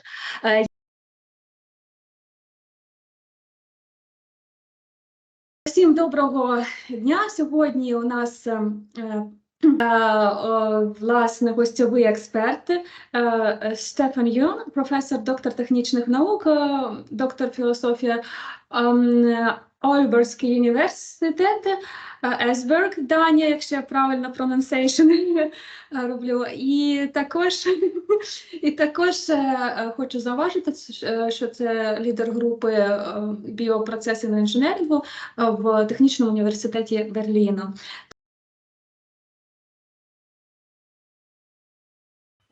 So, welcome everybody to my talk. Let me shortly introduce our whole chair or lab here at the TU Berlin. It's bioprocess engineering. We are working with all kinds of microbial organisms, and always the center of our work is let's say, the optimization of production processes, the optimization of pre-treatment of substrate which we need for it. It goes also down to the downstream part, so the product purification, and we are especially dedicated to questions that rely on a scale up of the processes. Therefore, we use scale down systems that try to mimic the conditions which we have in the large scale of such microbial processes. We are also doing a little bit of plant cell cultivation aside of the other activities. We are divided in several work groups here. Me personally, I'm a group leader of the Smart Bioproduction Grids and Process Analytical Technology group, which we have here, that deals mainly with the production of either commodity chemicals or food additive compartments or specialty chemicals by microbial processes. And in the Process Analytical Technology group, we apply mostly single cell based technologies, which we then also use during the steps of process optimization. We also have a group here that deals with model-based process optimization, coupled to experimental design and automated liquid handling system that goes along with parallelization and miniaturization of these bioprocesses. The aim is always to get faster in bioprocess development. We see how urgent that is in the current situation. There we also have several projects in the pharmaceutical area. Then we have a work group that deals with molecular genetics, that is also coupled to biocatalysis, when new molecules are synthesized in microbes, especially E. coli and Bacillus subtilis. Coming a little bit into more detail about what we are doing in the area of commodity chemicals up to biofuels, biogas. There we experienced the challenge since many years that we of course require a lot of substrate on the one hand, which should not come from a field and compete with the food production. On the other hand, we have a lot of waste, as biogenic residues, also from aquaculture, for example, which are not treated so far. They are usually dumped in Germany. They are dumped in biogas plants and or are incinerated. And we try to examine whether there are other concepts that might be worth to apply, especially, of course, then cellular-based processes. This is always in a competition with more process engineering-based processes without cells, of course. Yeah, but there is definitely more research needed to explore these different paths and evaluate what is best to be integrated in what kind of residual streams. In this way, We did also quite some research in recent years with a process that is called dark fermentation, that's very close to the classical anaerobic digestion process for biogas production, but it's lacking the last step of this process. That's the methanogenesis that is interrupted usually by low pH. So in this process, the products are, beside the gaseous phase, it's CO2 and hydrogen. The major products are short-chain carboxylic acids. The most prominent is acetate, but there are also others formed. And we use mainly, not in every project, but mainly plug flow-based systems where we are able also to get a certain impact on the microbial composition which we have in there. So we want to direct a little bit the spectrum of products which we get there. And then we separate the liquid phase, take out the short-chain carboxylic acids. And then we use this to make, you could use this for making then a biogas with methanogens, but we take it and use it for monocultivation processes that are conducted in a sterile way for value addition. So here it's just one example. Due to the short time I have, I cannot go into detail with this, but that's a heterotrophic algae process, so it's not conducted with light at all. And this algae process produces a very important fish feed component. It's DHA, docosahexaenoic acid, and this has quite a high price on the market for certain fish feed products. And there we use then the short-chain carboxylic acids and add them in the production phase where this polyunsaturated fatty acid is accumulated inside the cell. And on the right side, on the bottom, you see that the spectrum of short-chain carboxylic acids that can be consumed by this organism is quite broad.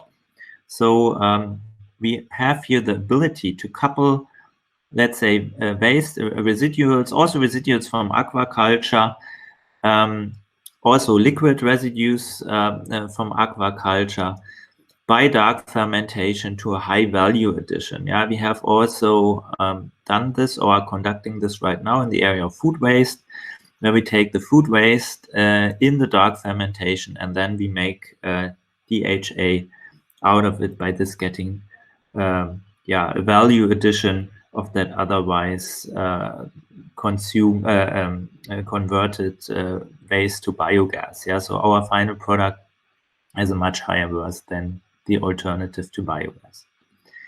So that was just a very short example of what we are doing. We have several of these processes where we couple all this together, but it should give you a first idea of our competencies we have on that field. You can see more on our webpage, bioprocess.tu-berlin.de. And also my talk will be about this, not so much about phosphate, as we worked on in previous times, but in general, how to get access to biogenic residues, which are often unused so far. When we think of straw, for example, in Germany, there is a huge potential of straw which is unused. People pay to get rid of straw which was used in stables, in horse stables, for example. They pay instead of, let's say, getting value out of it. It's then just burned. And quite some of my research is dedicated to how can we find alternative sources for bioprocesses, because bioprocesses with just using sugar from the field are always competing with the food sector. And when you think of having bulk production with bioprocesses, you always will run into a financial problem when you use such high value feedstock, because you cannot afford it anymore. This is the problem we are currently seeing in many, many areas of Europe, that prices of the feedstock, of the glucose, increased a lot. And several bio companies already had to close down their processes because the amount they paid for the substrate was actually higher than the amount they got for their product. So then it makes no sense to produce it anymore. And the talk here, valorization routes of biogenic residues through multi-stage anaerobic digestion, should focus on how can we get processes where we can deal with residual feedstock that is not used so far because it's just hard to get the access to the microbes cannot get access to the carbohydrates which they need for producing something. Yeah, and as Elisaveta said, I'm currently working at Aalborg University, but that's not, why is it not changing here? Do you see the slideshow? Yes, right? As a slide with the Technical University of Berlin, yes, Emma? Yes, okay, perfect. Yeah, because I see all other slides, but you should only see one. So I've working a long time, and I'm still affiliated to Technische Universität Berlin. That's among the biggest universities in Germany dedicated to technical and natural science subjects. They also have one faculty that deals with philosophy, but that's historically wise. Otherwise, it's dedicated to technical subjects. I'm affiliated to the Institute of Biotechnology, which is actually one of the oldest in Germany. It was formerly installed 150 years ago to ensure the quality of liquor fabrication in the state of Prussia, which is now part of Eastern Germany. And since then, it has changed a lot, the focus, of course. Yeah, so nowadays, it's dedicated to medical biotechnology, but also to industrial biotechnology there, especially for producing recombinant proteins and fungi biotechnology. Since October last year, I'm a professor at Aalborg University, but actually in Esbjerg, and you can see it here where this tip of the needle is. That's close to the German border at the coast of the North Sea. I don't know how familiar the audience is with Denmark, because Aalborg is actually somewhere here. It's the northest big city of Denmark. It's 350 kilometers north of Esbjerg, so I'm far away from that main quarter. It's a smaller unit here, very nice, chemical engineering, energy engineering, and a bit bio, so to say. So the bioprocess engineering I'm heading is related also to the chemical engineering master's program, so that we do not only cover chemical processes, but also bioprocesses, and also here microbial processes, especially fungal processes are the focus, but we do, let's say, a broad thing of microbial stuff here in Esbjerg. I studied, that's not on that slide, I studied here in Bavaria, southern part of Germany, where I'm also coming from. I studied chemical engineering, but from a certain time point on, just by a coincidence, I was shifting to the bioprocess engineering field, but I always still see it with an eye of a chemical engineer. Also, I'm also always interested in understanding the cell physiology that makes a bioprocess different from a chemical process. Thank you. Again, I'm sorry, I have some translation, some most important points. Yeah. Okay. Отже, я буквально кілька слів зосереджу вашу увагу, що, як вже наголошувалося, сьогодні нашого експерта представляють дві організації: Технічний університет Берліну, також і Ольберський університет Есбjerg, Данія. Взагалі-то Технічний університет Берліну має таку тривалу історію, найбільший з інженерних таких університетів з технічних наук в Німеччині. І вони займаються біопроцесами в контексті, також дуже акцент стається на фармації і на медичні біотехнології, але не тільки. І біопроцеси досить таки розвинуті з точки зору і відновлених джерел енергії застосування, і, звичайно, пошуку альтернативних видів сировини, які не будуть перетинатися з можливістю їх залучення до харчових ланок і продукції, є дуже важливим. Така потенційна сировина, її пошук. І так само в Данії також займається напрямком біопроцесів з точки зору інженерної складової.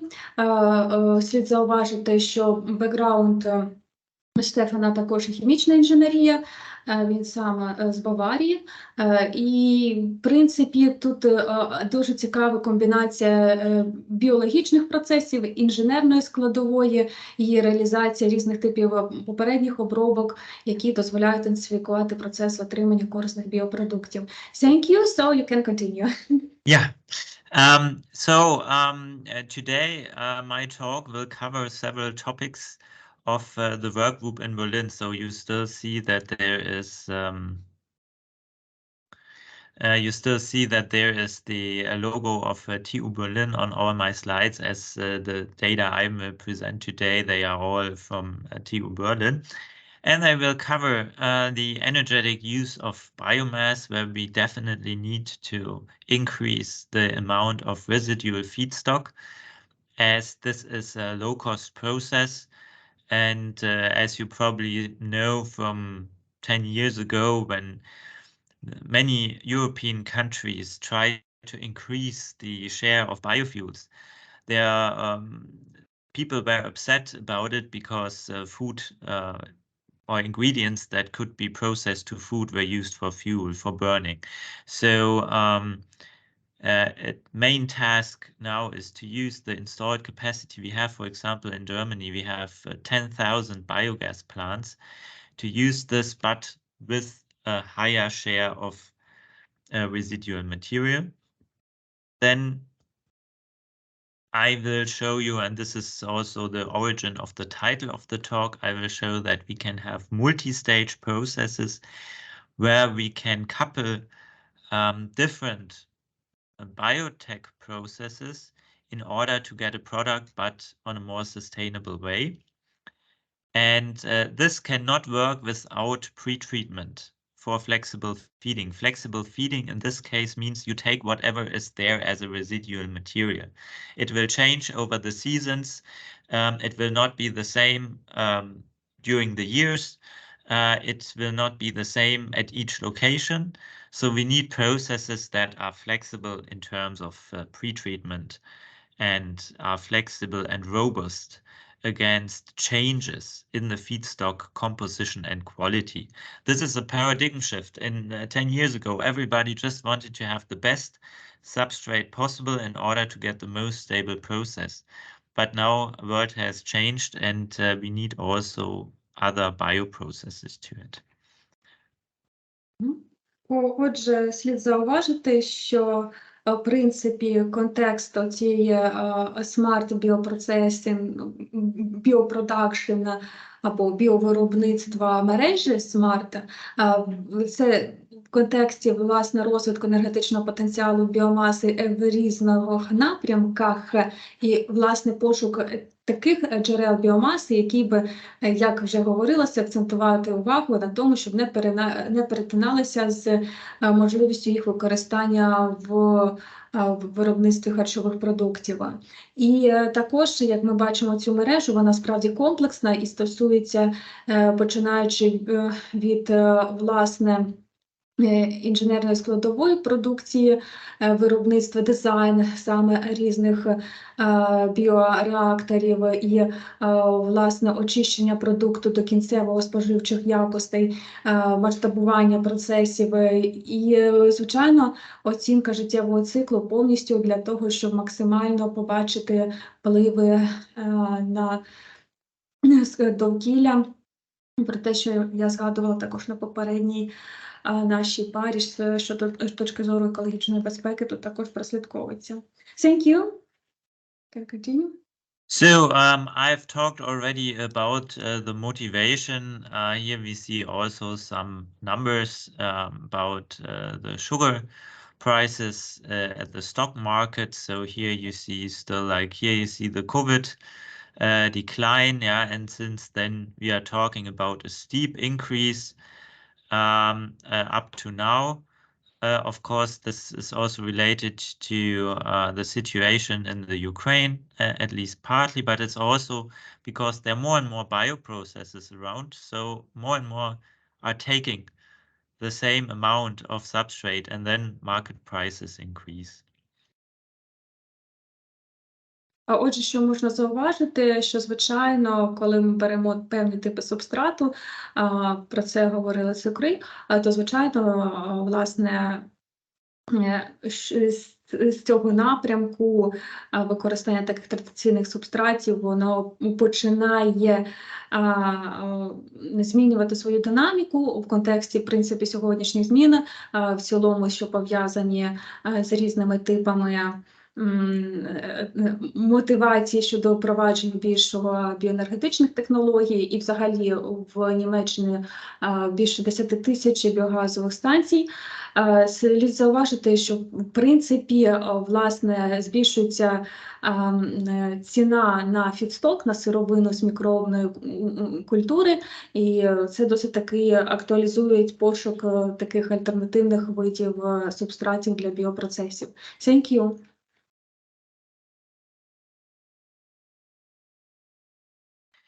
So there is another motivation for us when we see the situation, for example, in Germany, but it can be similar in many, not all, but in many areas of Europe, that there is a transition of the energy supply away from coal, away from gas, and away from nuclear power. That's especially in Germany the case with the nuclear power. And if this is replaced by wind and solar energy, there is the problem that we cannot store all energy that is produced when there is strong wind and the sun is shining for the times when no wind is and no sun is shining.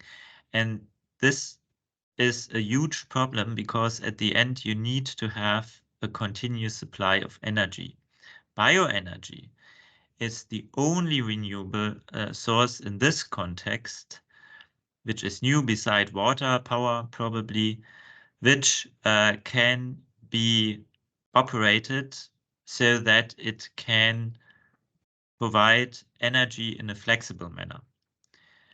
It is possible, although not common, still not common, but will be common in future, to operate a biogas plant so flexible that for a couple of days you produce less biogas, and then for a couple of days you produce more than the actual capacity of the typical biogas plant is, by changing the feedstock supply and by changing the sort of the feedstock. So it's not only the amount, but also the sort, the kind of feedstock, which you can flexibilize, so that whenever you need less production, you feed feedstock that has a lower carbon content, for example, than a high value feedstock. And by this, you can buffer to a certain extent the fluctuating other energy sources like wind and electricity. And therefore, our aim is also how can we flexibilize as much as possible the operation of the existing biogas plants without changing the whole process setup and so on. Отже, слід зауважити, в принципі, тенденція щодо змін власне в енергетичному балансі системи Німеччини, впровадження відновлених джерел енергії, про що говорять діаграми власне на слайді. При цьому слід зауважити, акцент стоїть на можливому потенціалі біогенних залишків, які не в достатній мірі використовуються. В цьому напрямку справді цей сектор розвивається адаптація вже існуючих біогазових станцій до нових типів субстратів в такому гнучкому режимі, для того, щоб не змінювати певні інженерні складові власне процесу і адаптувати існуючі біоенергетичні станції до нових типів субстрату, до субстрату, який, в принципі, може бути залучений, і при цьому власне ціна на такий вид субстрату набагато менша, ніж традиційного. Thank you. So, and yeah, in order to achieve this, we have conducted several research projects in the past. Some are also still ongoing and continuing. Among them is, first of all, the whole pre-treatment of, I would say, complex to digest feedstock. You see here some of this feedstock, which is available. Straw, for example, I already mentioned. We have these fibers here that are residues of agricultural productions. We have cores of fruits, so many different things. And we need to find a proper way to pre-treat those so that the carbon content gets accessible for microbes. And this we are doing in projects where we apply, for example, particle size measurements in order to see how we can degrade or reduce is the better word, reduce the particle size by means of mechanical pre-treatment or ultrasonic pre-treatment. We are working together with a company, Hilscher, that's a German ultrasound technology provider. And we are also using enzyme addition. We are using microbial hydrolysis, where I will focus a bit more in my talk. In order to get a better degradation so that microbes that produce the products of value, in this case, short chain carboxylic acids, acetic acid, for example, or finally, in case of biogas, methane, that these microorganisms have enough to eat, so to say. Отже, слід зауважити, що в цьому напрямку з'явилася необхідність попередньої обробки таких видів сировини. Ця попередня обробка може стосуватися власне і механічної обробки для зменшення часток власне цього субстрату. Є відповідні дослідження щодо цих впливів, і також окремий напрям – це впровадження ензимів і ензимного гідролізу для того, щоб зробити більш біодеградуючим цей субстрат. І в цьому напрямку досить таки актуалізуються дослідження саме нашого гостєвого експерта. Thank you. You can continue. So, one example process where I will rely on through the whole next slides is the application of a plug flow bioreactor, which you see here. We like to work with plug flow bioreactors at TU Berlin, by the way, as we think that when you want to degrade this complex feedstock, a plug flow hydrolysis has several advantages. First of all, you have a hydrolytic part at the smaller retention times at the front end of the plug flow reactor, while at the later part, which is here, so here's the feed, yeah, and it goes along the material all here in a laminar plug flow. Here you have the acidogenesis. In the acidogenesis, short-chain carboxylic acids are formed by anaerobic bacteria. And we use this gradient here, or we examine this gradient here, in order to investigate whether this gradient formation has certain benefits to the process. And this is actually what we think of, that with the gradient, which you don't have in a stir tank reactor, you can get more suitable cultivation conditions for each of the organisms in each part of the reactor. Then we use the short-chain carboxylic acids, for example, the acetic acid, but also butyric acid and some others, we use as feed for a heterotrophic algae cultivation. This heterotrophic algae is an algae which does not grow with light. It grows with carbon sources like carbohydrates, sugars, yeah, but also very well with short-chain carboxylic acids. And it produces polyunsaturated fatty acids. And these polyunsaturated fatty acids can be subsequently used in fish feed to replace fish oil and fish meal, which is not available anymore in big amounts. Also, the prices went up a lot. It's also not sustainable to catch the small fish of the ocean. So fish oil and fish meal should be replaced for sustainable aquaculture.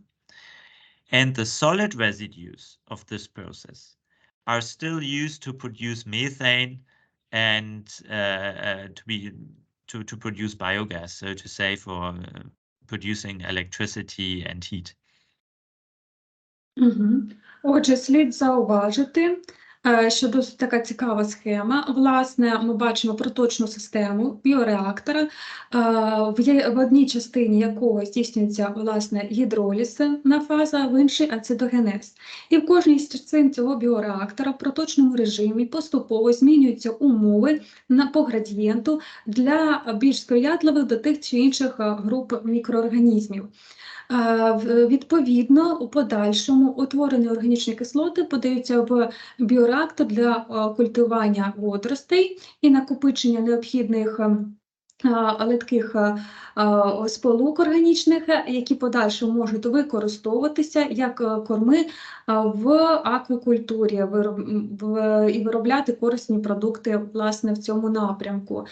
І, звичайно, окрім того, ми можемо, власне, виробляти і додавати біоенергетичний потенціал і використовувати таких типів субстратів. Тобто напрям саме, як бачимо, розділення, власне, пофазового і просторового по проточному режимі досить таки цікавий. І подивимося далі, що буде за цим напрямком. Thank you. Yeah, just to mention, I will present also results from two of our PhD students, Marion Longis and Teresa Menzel. I know, maybe Marion. Yeah, you know Marion, right? Yes. And Yeah. also Teresa, she just started when you came. So, as I said, yeah, we want to divide this classical biogas process into several stages, so that we have the hydrolysis and the acidogenesis in one reactor, in this plug flow reactor. And then this plug flow reactor the effluents can be coupled to whatever process. So how can you achieve this, by the way? You achieve this by using the classical digestion process, which you see in every biogas plant. I think there is no country in the world without a biogas plant. So I hope you all know more or less that you can make a gas with methane and CO2 out of whatever bio feedstock. And by reducing the pH level to a pH of around 5.0, you repress this methanogenesis here. Oh, I thought there is a cross coming up, but it's not the case. So by this, you cross out, you leave away the methanogenesis. And what you gain is a hydrolysis and acidogenesis where at the end you get the short-chain carboxylic acids as product.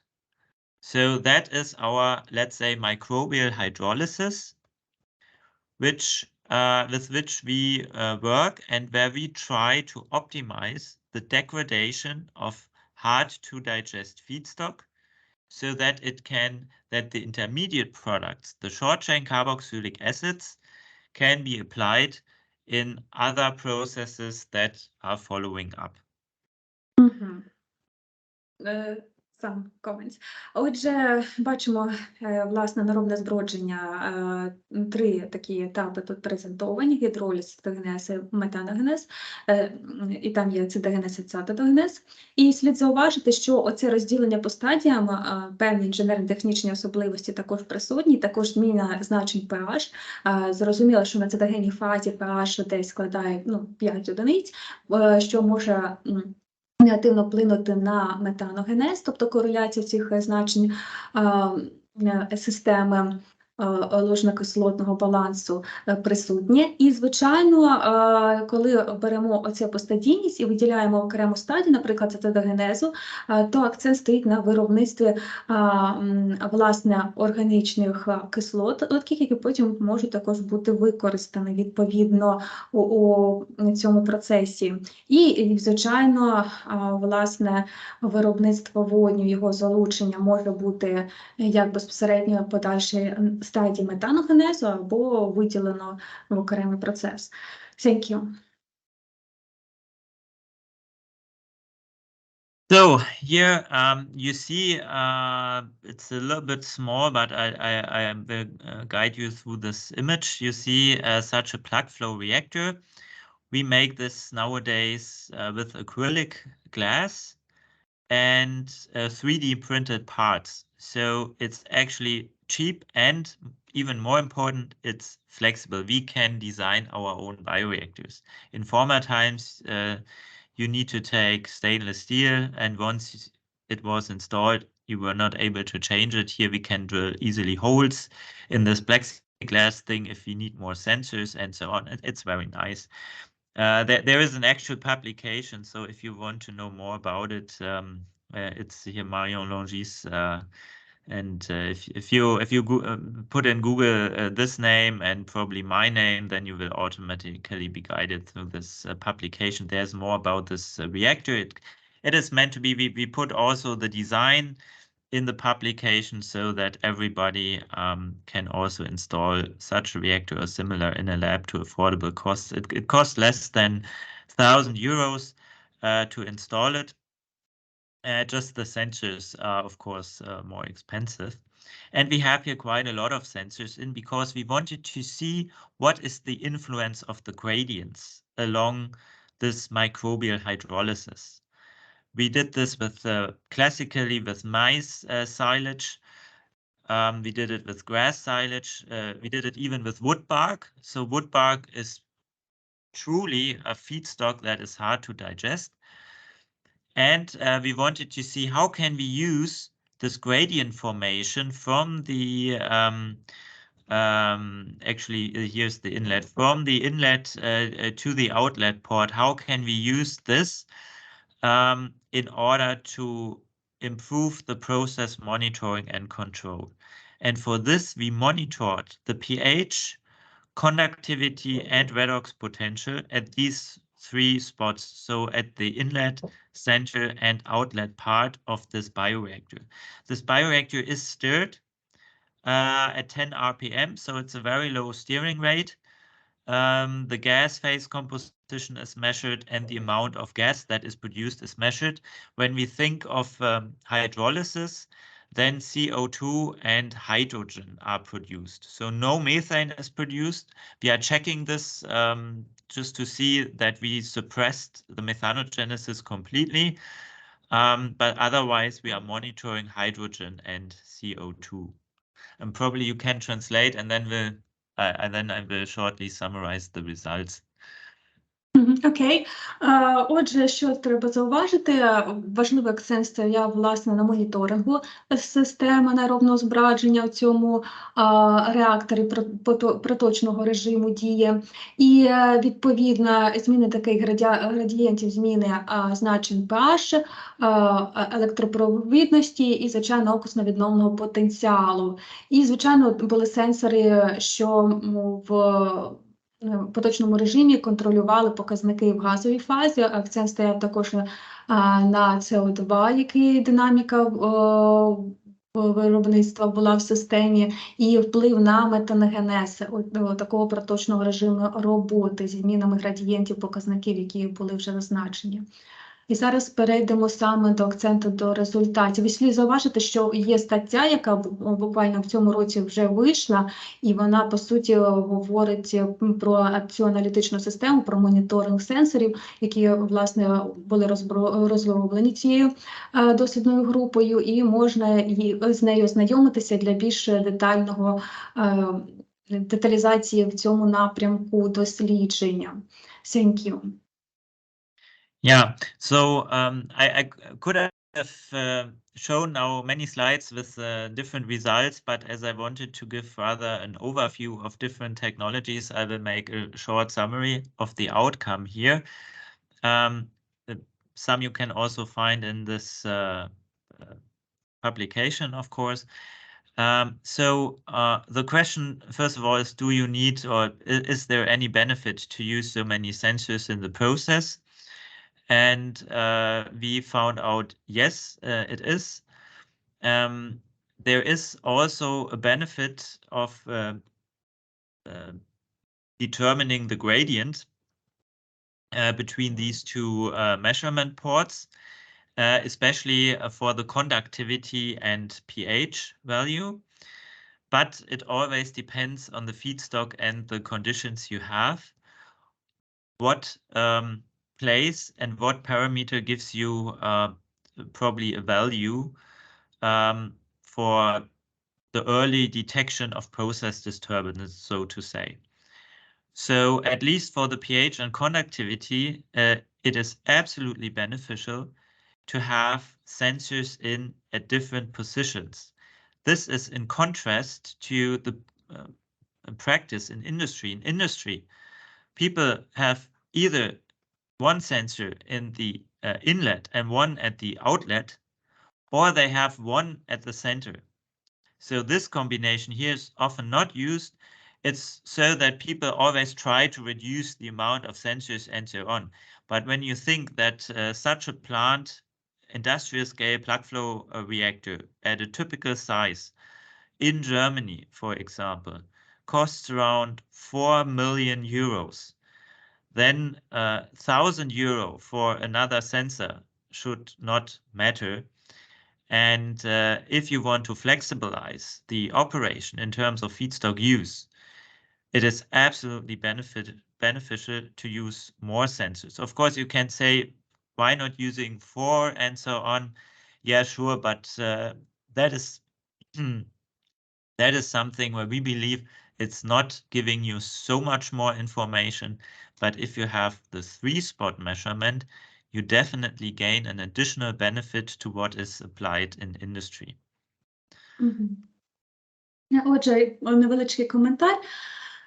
Власне, в принципі, тут фокус йде на розробці проектування систем моніторингу і системи сенсорних.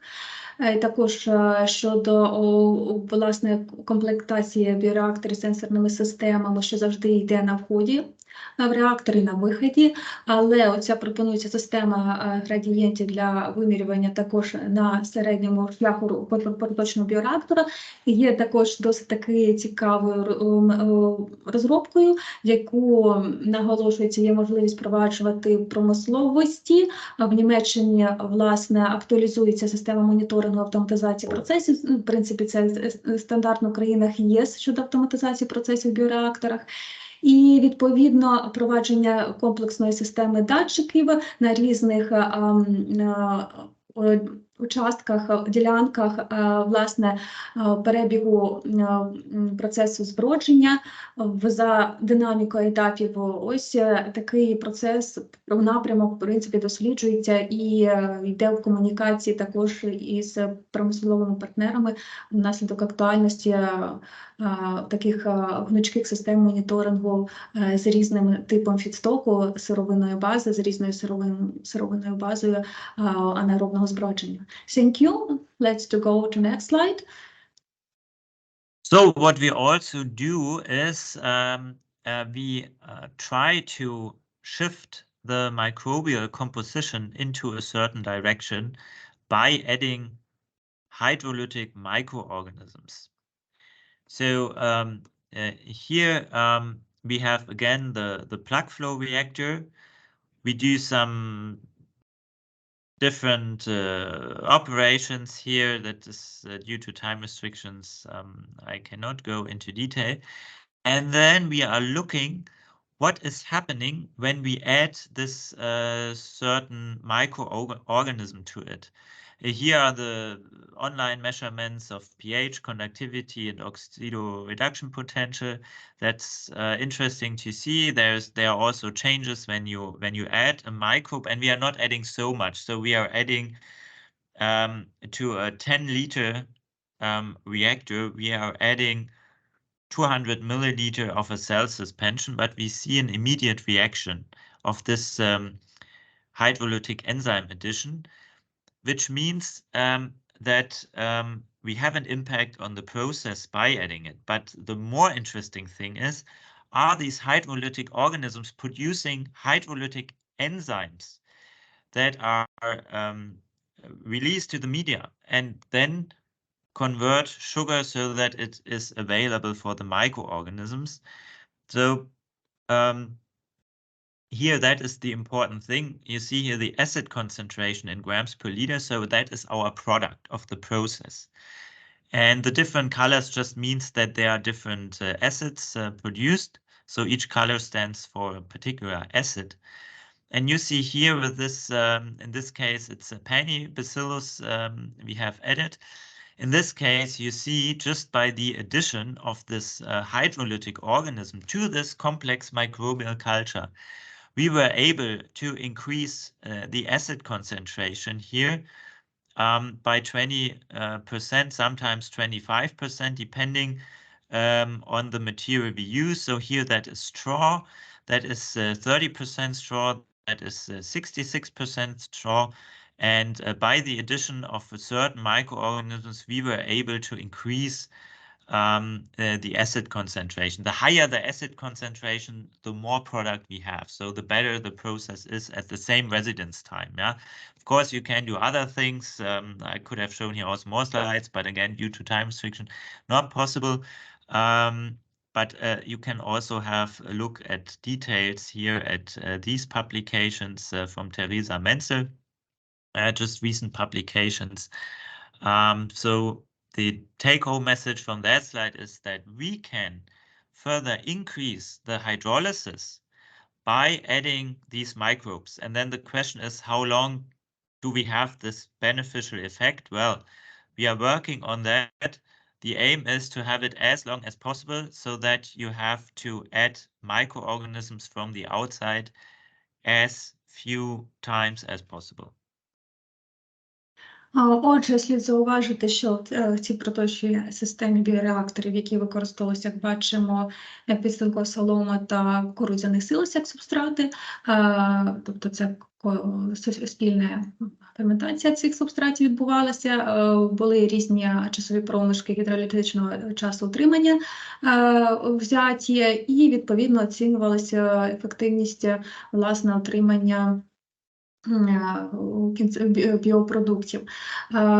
Бачимо також діаграму з показниками виходу концентрації органічних кислот, що також ідентифікувала можливості співвідношення як субстратів в композиції, і також цікавість щодо розвитку, інтенсифікації розвитку окремих груп мікроорганізмів, гідролітичної групи мікроорганізмів, зокрема, для того, щоб інтенсифікувати процеси біодеградації цього субстрату. на цьому акцентували увагу в цих дослідженнях. Хочу зауважити, що вже є 2 публікації, з якими можна ознайомитися для більш детального поглиблення в цьому напрямку. Кого зацікавить, то вони присутні в вільному доступі, і можна це зробити. Thank you. So back to the gradient monitoring of all these different combinations we have tried. So the outcome is there that if we use the conductivity as a measure along the plug flow reactor, we can estimate by the gradient formation, we can estimate the amount of the short chain carboxylic acids in grams per liter. But the system has to be calibrated, so to say, each time you're using a different feedstock. But it is a good thing that if we see a larger gradient of the conductivity, we can assume that we have a better hydrolysis of the feedstock. And if we have a better hydrolysis of the feedstock, we have a higher acid concentration in a continuous operation. So that's a quite nice outcome that we do not have to measure in practice. We do not have to measure always the short chain carboxylic acid concentrations, which is rather laborious, but we can use the conductivity that is an easy to measure parameter to estimate the product concentration. І як бачимо, також власне були процеси оперування цієї системи в онлайн-режимі моніторингу, і досить чітко можна було вимірювати електропровідність, і також вимірювати з акцентом кореляції на біопродуктивності системи виробництвом відповідних метаболітів. І, як бачимо, в цій системі також біогенетика використовувалася, що досить таки цікаво.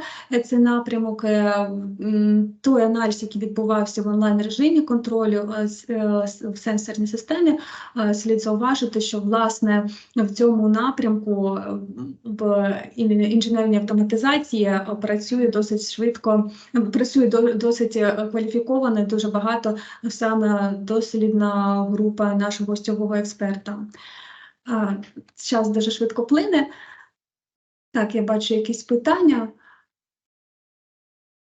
Але, мабуть, давайте зараз завершимо доповідь і потім всі питання розглянемо. Дякую. Thank you. We can continue. Maybe due to time restrictions, I will skip that slide and go to the next project, which we are currently doing. So I was talking now about a separate plug flow hydrolysis stage, which we put in front of a classical digester. So to say, most of the digesters that are used in the world are stir tank reactors. So you have these huge round bioreactors, and usually you have 2 of them. The second one is just called the post digester usually. But what we can do is also we can operate the first digester as a hydrolysis stage, like I showed you, but it's then not a plug flow, but a stir tank reactor. And the second one is the main digester where biogas can be produced. Then still you have this hydrolysis phase where you can also take the short chain carboxylic acids and use it for more valuable processes than biogas, for example. And you can have the second digester where the residues are fermented for a very long time so that you get all carbon out of it more or less and produce then biogas. So that's kind of the other theory or other principle that we follow. So not a plug flow reactor here, but a stir tank reactor. And this gives us also another opportunity. It gives us the opportunity to use the installed bioreactors and flexibilize the operation, because if you divide this into these 2 stages, you can flexibly feed the second stage. And by this, you can get a variation of the biogas that is produced. So if you want to produce low biogas, because there's a lot of wind power, solar power available, then you reduce the feed from one reactor to the other. And if you want to produce more, then you increase the feed. And furthermore, you can add hydrogen to the second phase, because the conversion process for methane can be, there can be various ones. And one is producing methane out of hydrogen and CO2. And this hydrogenotrophic process can be, it's very sensitive to the amount of hydrogen that is applied. Therefore, we are working on the implementation of a sensor for dissolved hydrogen measurement together with the Kurt Schwabe Institute, that's a German research institute for development, in order to know what's the dissolved hydrogen concentration here. Do we have to increase, for example, the power input in order to increase the hydrogen concentration? Or do we have to decrease the flow because we have so much hydrogen that it accumulates in the gas phase? That is a problem currently, that there is no sensor available for the dissolved hydrogen measurement. And we have now implemented one in lab scale experiments, and I will then show you the results of this. Отже, слід зауважити, це інша комбінація. Бачимо відповідно розділення гідролітична ацетогенна фаза і окремо реактор на ацетогенну та метаногенну фазу. Відповідно, здійснювалися також виміри власне показників і також часткове повернення власне частина неровно збродженого субстрату, як по суті закваски в процес етапного до кожного процесу збродження. I think we can go the next, because a very big, how to say, time, very quickly go, and we have also some activities. Yeah, so it works like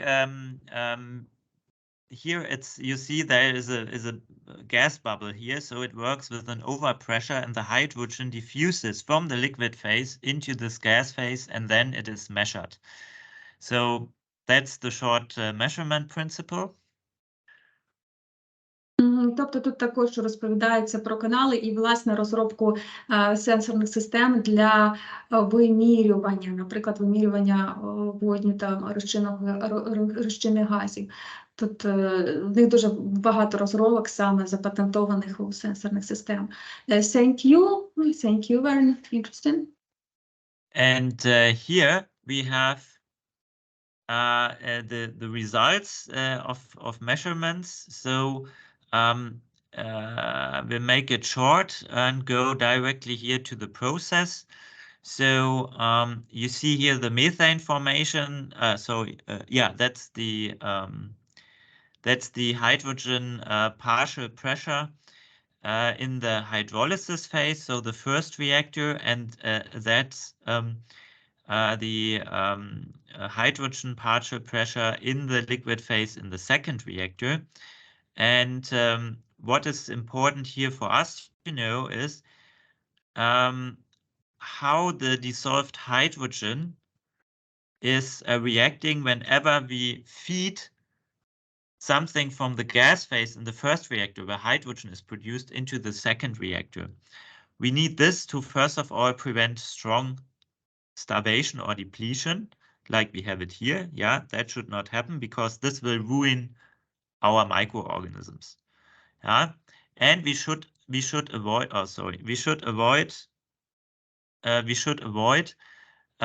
phases where we have a lot of hydrogen in, because then it will just be released to the gas phase without being converted into methane. So, and what this whole slide tells is that was how we started in the beginning. Then we used the measurement of the sensors to adjust our feed. And by this, you see these peaks are reduced, and we prevent starvation in here, because we know now the dissolved hydrogen concentration, and we know the uptake rates of the hydrogen by the microorganisms. And this allows us to have a stable and adjusted feed of the hydrogen to the second phase, where we can then control this methane formation.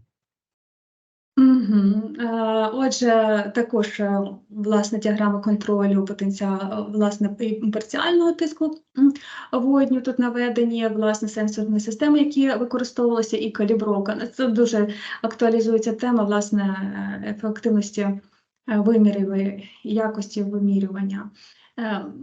Thank you for this information, and the most focus, summary, thank you. It's that interesting information. Maybe it's necessary divided for two parts and have two lectures that you involve in for all of this your research discovering for us. Thank you. Yes. So very shortly, just so what we also do is life cycle assessment, where we see whether it's beneficial to use the short chain carboxylic acids for this, for example, for this algae process and so on. And we see, yes, it's much more sustainable. Yeah, and we are continuously working on that. You see here many people that contributed to results which I showed you. And it's still a challenge to get to sustainable bioprocesses, but we are on the way. And that's all for now. And again, many thanks that I had the opportunity to present here. And when there are questions, I'm ready to take them now. Отже, слід зауважити, що в цьому власне висновку ми бачимо самері, ті дослідні групи власне Стефана, які беруть участь безпосередньо в цих дослідженнях, і напрямки, в яких вони рухаються, починаючи від власне контролю, моніторингу всіх процесів метаболізму культур, які залучені в ферментаційні процеси анаеробному збродженні, і, звичайно, масштабування процесу, і, в принципі, ці напрямки реалізації різнопланово досліджуються в цих дослідних групах, тому можна поступово перейти в частину, власне, дискусії. Трошечки у нас вийшло такий рандомно, ми випригуємо зараз в дискусію, частину слайдів було пропущено, але все рівно, думаю, досить таки цікавий матеріал був наданий нашим гостьовим експертам. I'm very grateful that you involved to this online lectures from our model of Jean Monnet. And if it's possible, we have some questions. You hear me? Можливо, yes. I see in the chat one question. So I see about bioreactors, the type of configuration of bioreactors. It's maybe the first slide that you devoted to hydrolysis and cytogenesis states. Yes, it's that you have slides. We can go.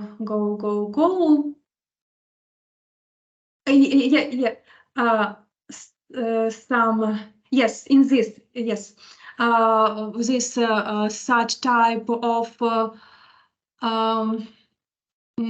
reactors. Yes, why do you use this type of reactors? How to say, provide some mixing or transport of substance through this reactor? Set of questions. So there are 5 plates, mixing plates in there. They have a very, very low, so they initiate a very low flow towards the end of the reactor, but their angle is more or less straight. So most of the forward motion in the bioreactor is caused by adding new feedstock in the inlet. And then, of course, other feedstock at the end of the reactor will then flow out. Yeah, so that is the moving force, so to say. So the steerers are more or less there to get and radial mixing at the different zones. And it's purely laminar, everything, because we have here quite high viscosities. So Reynolds numbers are below 1. And why you choose this type of design of bioreactors? It's very similar. The flow conditions are similar to industrial plug flow reactors, which are used mainly to degrade municipal bio-waste. So there are quite a lot of plug flow reactors used. In the agricultural sector are less plug flow reactors used. So there steer tank reactors are dominating. This plug flow reactor design is also relying on a design of a company we work with, which produces industrial scale plug flow reactors. So most of all, it's your connection with industry partners that have that construction of bioreactor in the industry scale, yes? And you have some investigation, some sensor system, how it's monitoring and flexibility monitoring do under this construction of bioreactor. So it's mostly deeply cooperation with industry in this way. Yeah, at least let's say for the design, because the plug flow reactor is not a new concept. It's used for many decades in anaerobic digestion. What is new here is that we use a low-cost concept in order to be flexible in terms of drilling holes in for sensors and so on. So that is new for the lab scale. Otherwise, the flow conditions should be and are very similar to industrial scale reactors, which are much larger. Yeah, hundreds of or thousands of cubic meters are digested in such industrial scale plug flow reactors. And you can for example, what industry company you involved to cooperation? Oh, these are usually in this case German companies. So there are quite some companies in Germany that are providers of bioreactors for anaerobic digestion and all the equipment around. We have several projects with a variety of companies. Oh, sorry, I can show you here. That's where is it? It's not on that slide. So yeah, here it is. It's Biogas Tiger, for example. It's a Bavarian company that designs plug flow reactors in a modular way for all kinds of sites around the world. So their speciality is that they are able to also ship modules everywhere into the world in order to quickly install biogas plants. And they are using either pure plug flow reactors as concept, or they couple plug flow reactors to steer tank reactors. So our concept, which I presented, is also based on discussions with their concepts to have a first smaller hydrolysis stage and then a larger volume where the final methane process is conducted, because this company is working so far, at least more or less, in the energetic use of biomass, not in the material use so far, but it can also change in future. Thank you. And I see Biopod. So this platform, you can tell about how you develop in cooperation this platform. Which one? Sorry. Biopod. Biopod. Yeah, that's Biopod is can also find this in the internet at biopod.org. It's association of mostly Berlin and surrounding placed companies in the area of anaerobic digestion, but also aerobic monocultivations, So the aim of BioPad is to bring together, on the one side, technology provider, like sensor providers, reactor providers, software providers, and on the other side, people that actually apply the technology in bioprocesses. So that's the major aim of this BioPad Association. They do a lot of marketing also. They are participating in fairs. They provide workshops. Now after the COVID pandemic situation, especially in physical presence, but also hybrid formats, can be probably also interesting for you once to join one of these events. Their aim is also to initiate new projects where the technology that might be there, the sensor technology, for example, that might be there, but was never applied to bioprocesses, are then developed further together with the application partners so that they can be used in bioprocesses on the technical side, but also on a content-wise side. So are these parameters that are measured, are they valuable for improving process monitoring and control?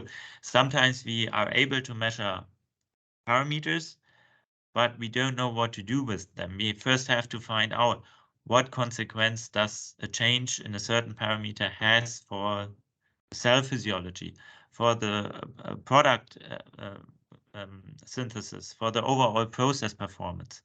And this is among the major aims of the BioPad Association. Thank you.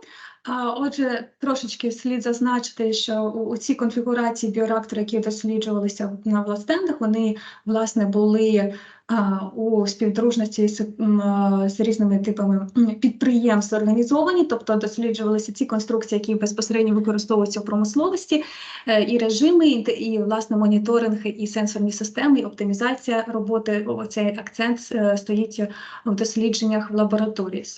У співдружності з промисловими корпораціями. І також є оце BioPad, це досить цікава платформа, яка об'єднує німецькі дослідні установи і компанії для спільних досліджень, оптимізації роботи, і дуже багато там аналітичних інструментів є можливих. Якщо говорити, я бачу питання щодо конструкції реакторів, використовується для сухого вологого метагенезу, це вологий метагенез. Отже, ще, можливо, є питання, можете їх провадити або безпосередньо підключатися і зі звуком говорити, або писати, власне, в чаті, як кому зручно. Чи є якісь ще питання, можете задати. У нас трошечки часу є, тому що наступний гость вже чекає. Thank you. Thank you, Stefan. It's a very interesting topic, and we see a lot of practical aspects that are very important for scaling such type of anaerobic digestion and get a lot of interesting products, bioproducts, not only biomethane, for example. So it's an interesting opportunity how it can be go to circular economy, bioeconomics. So thank you a lot for such interesting presentation. Дякую за вашу увагу і до нових зустрічей.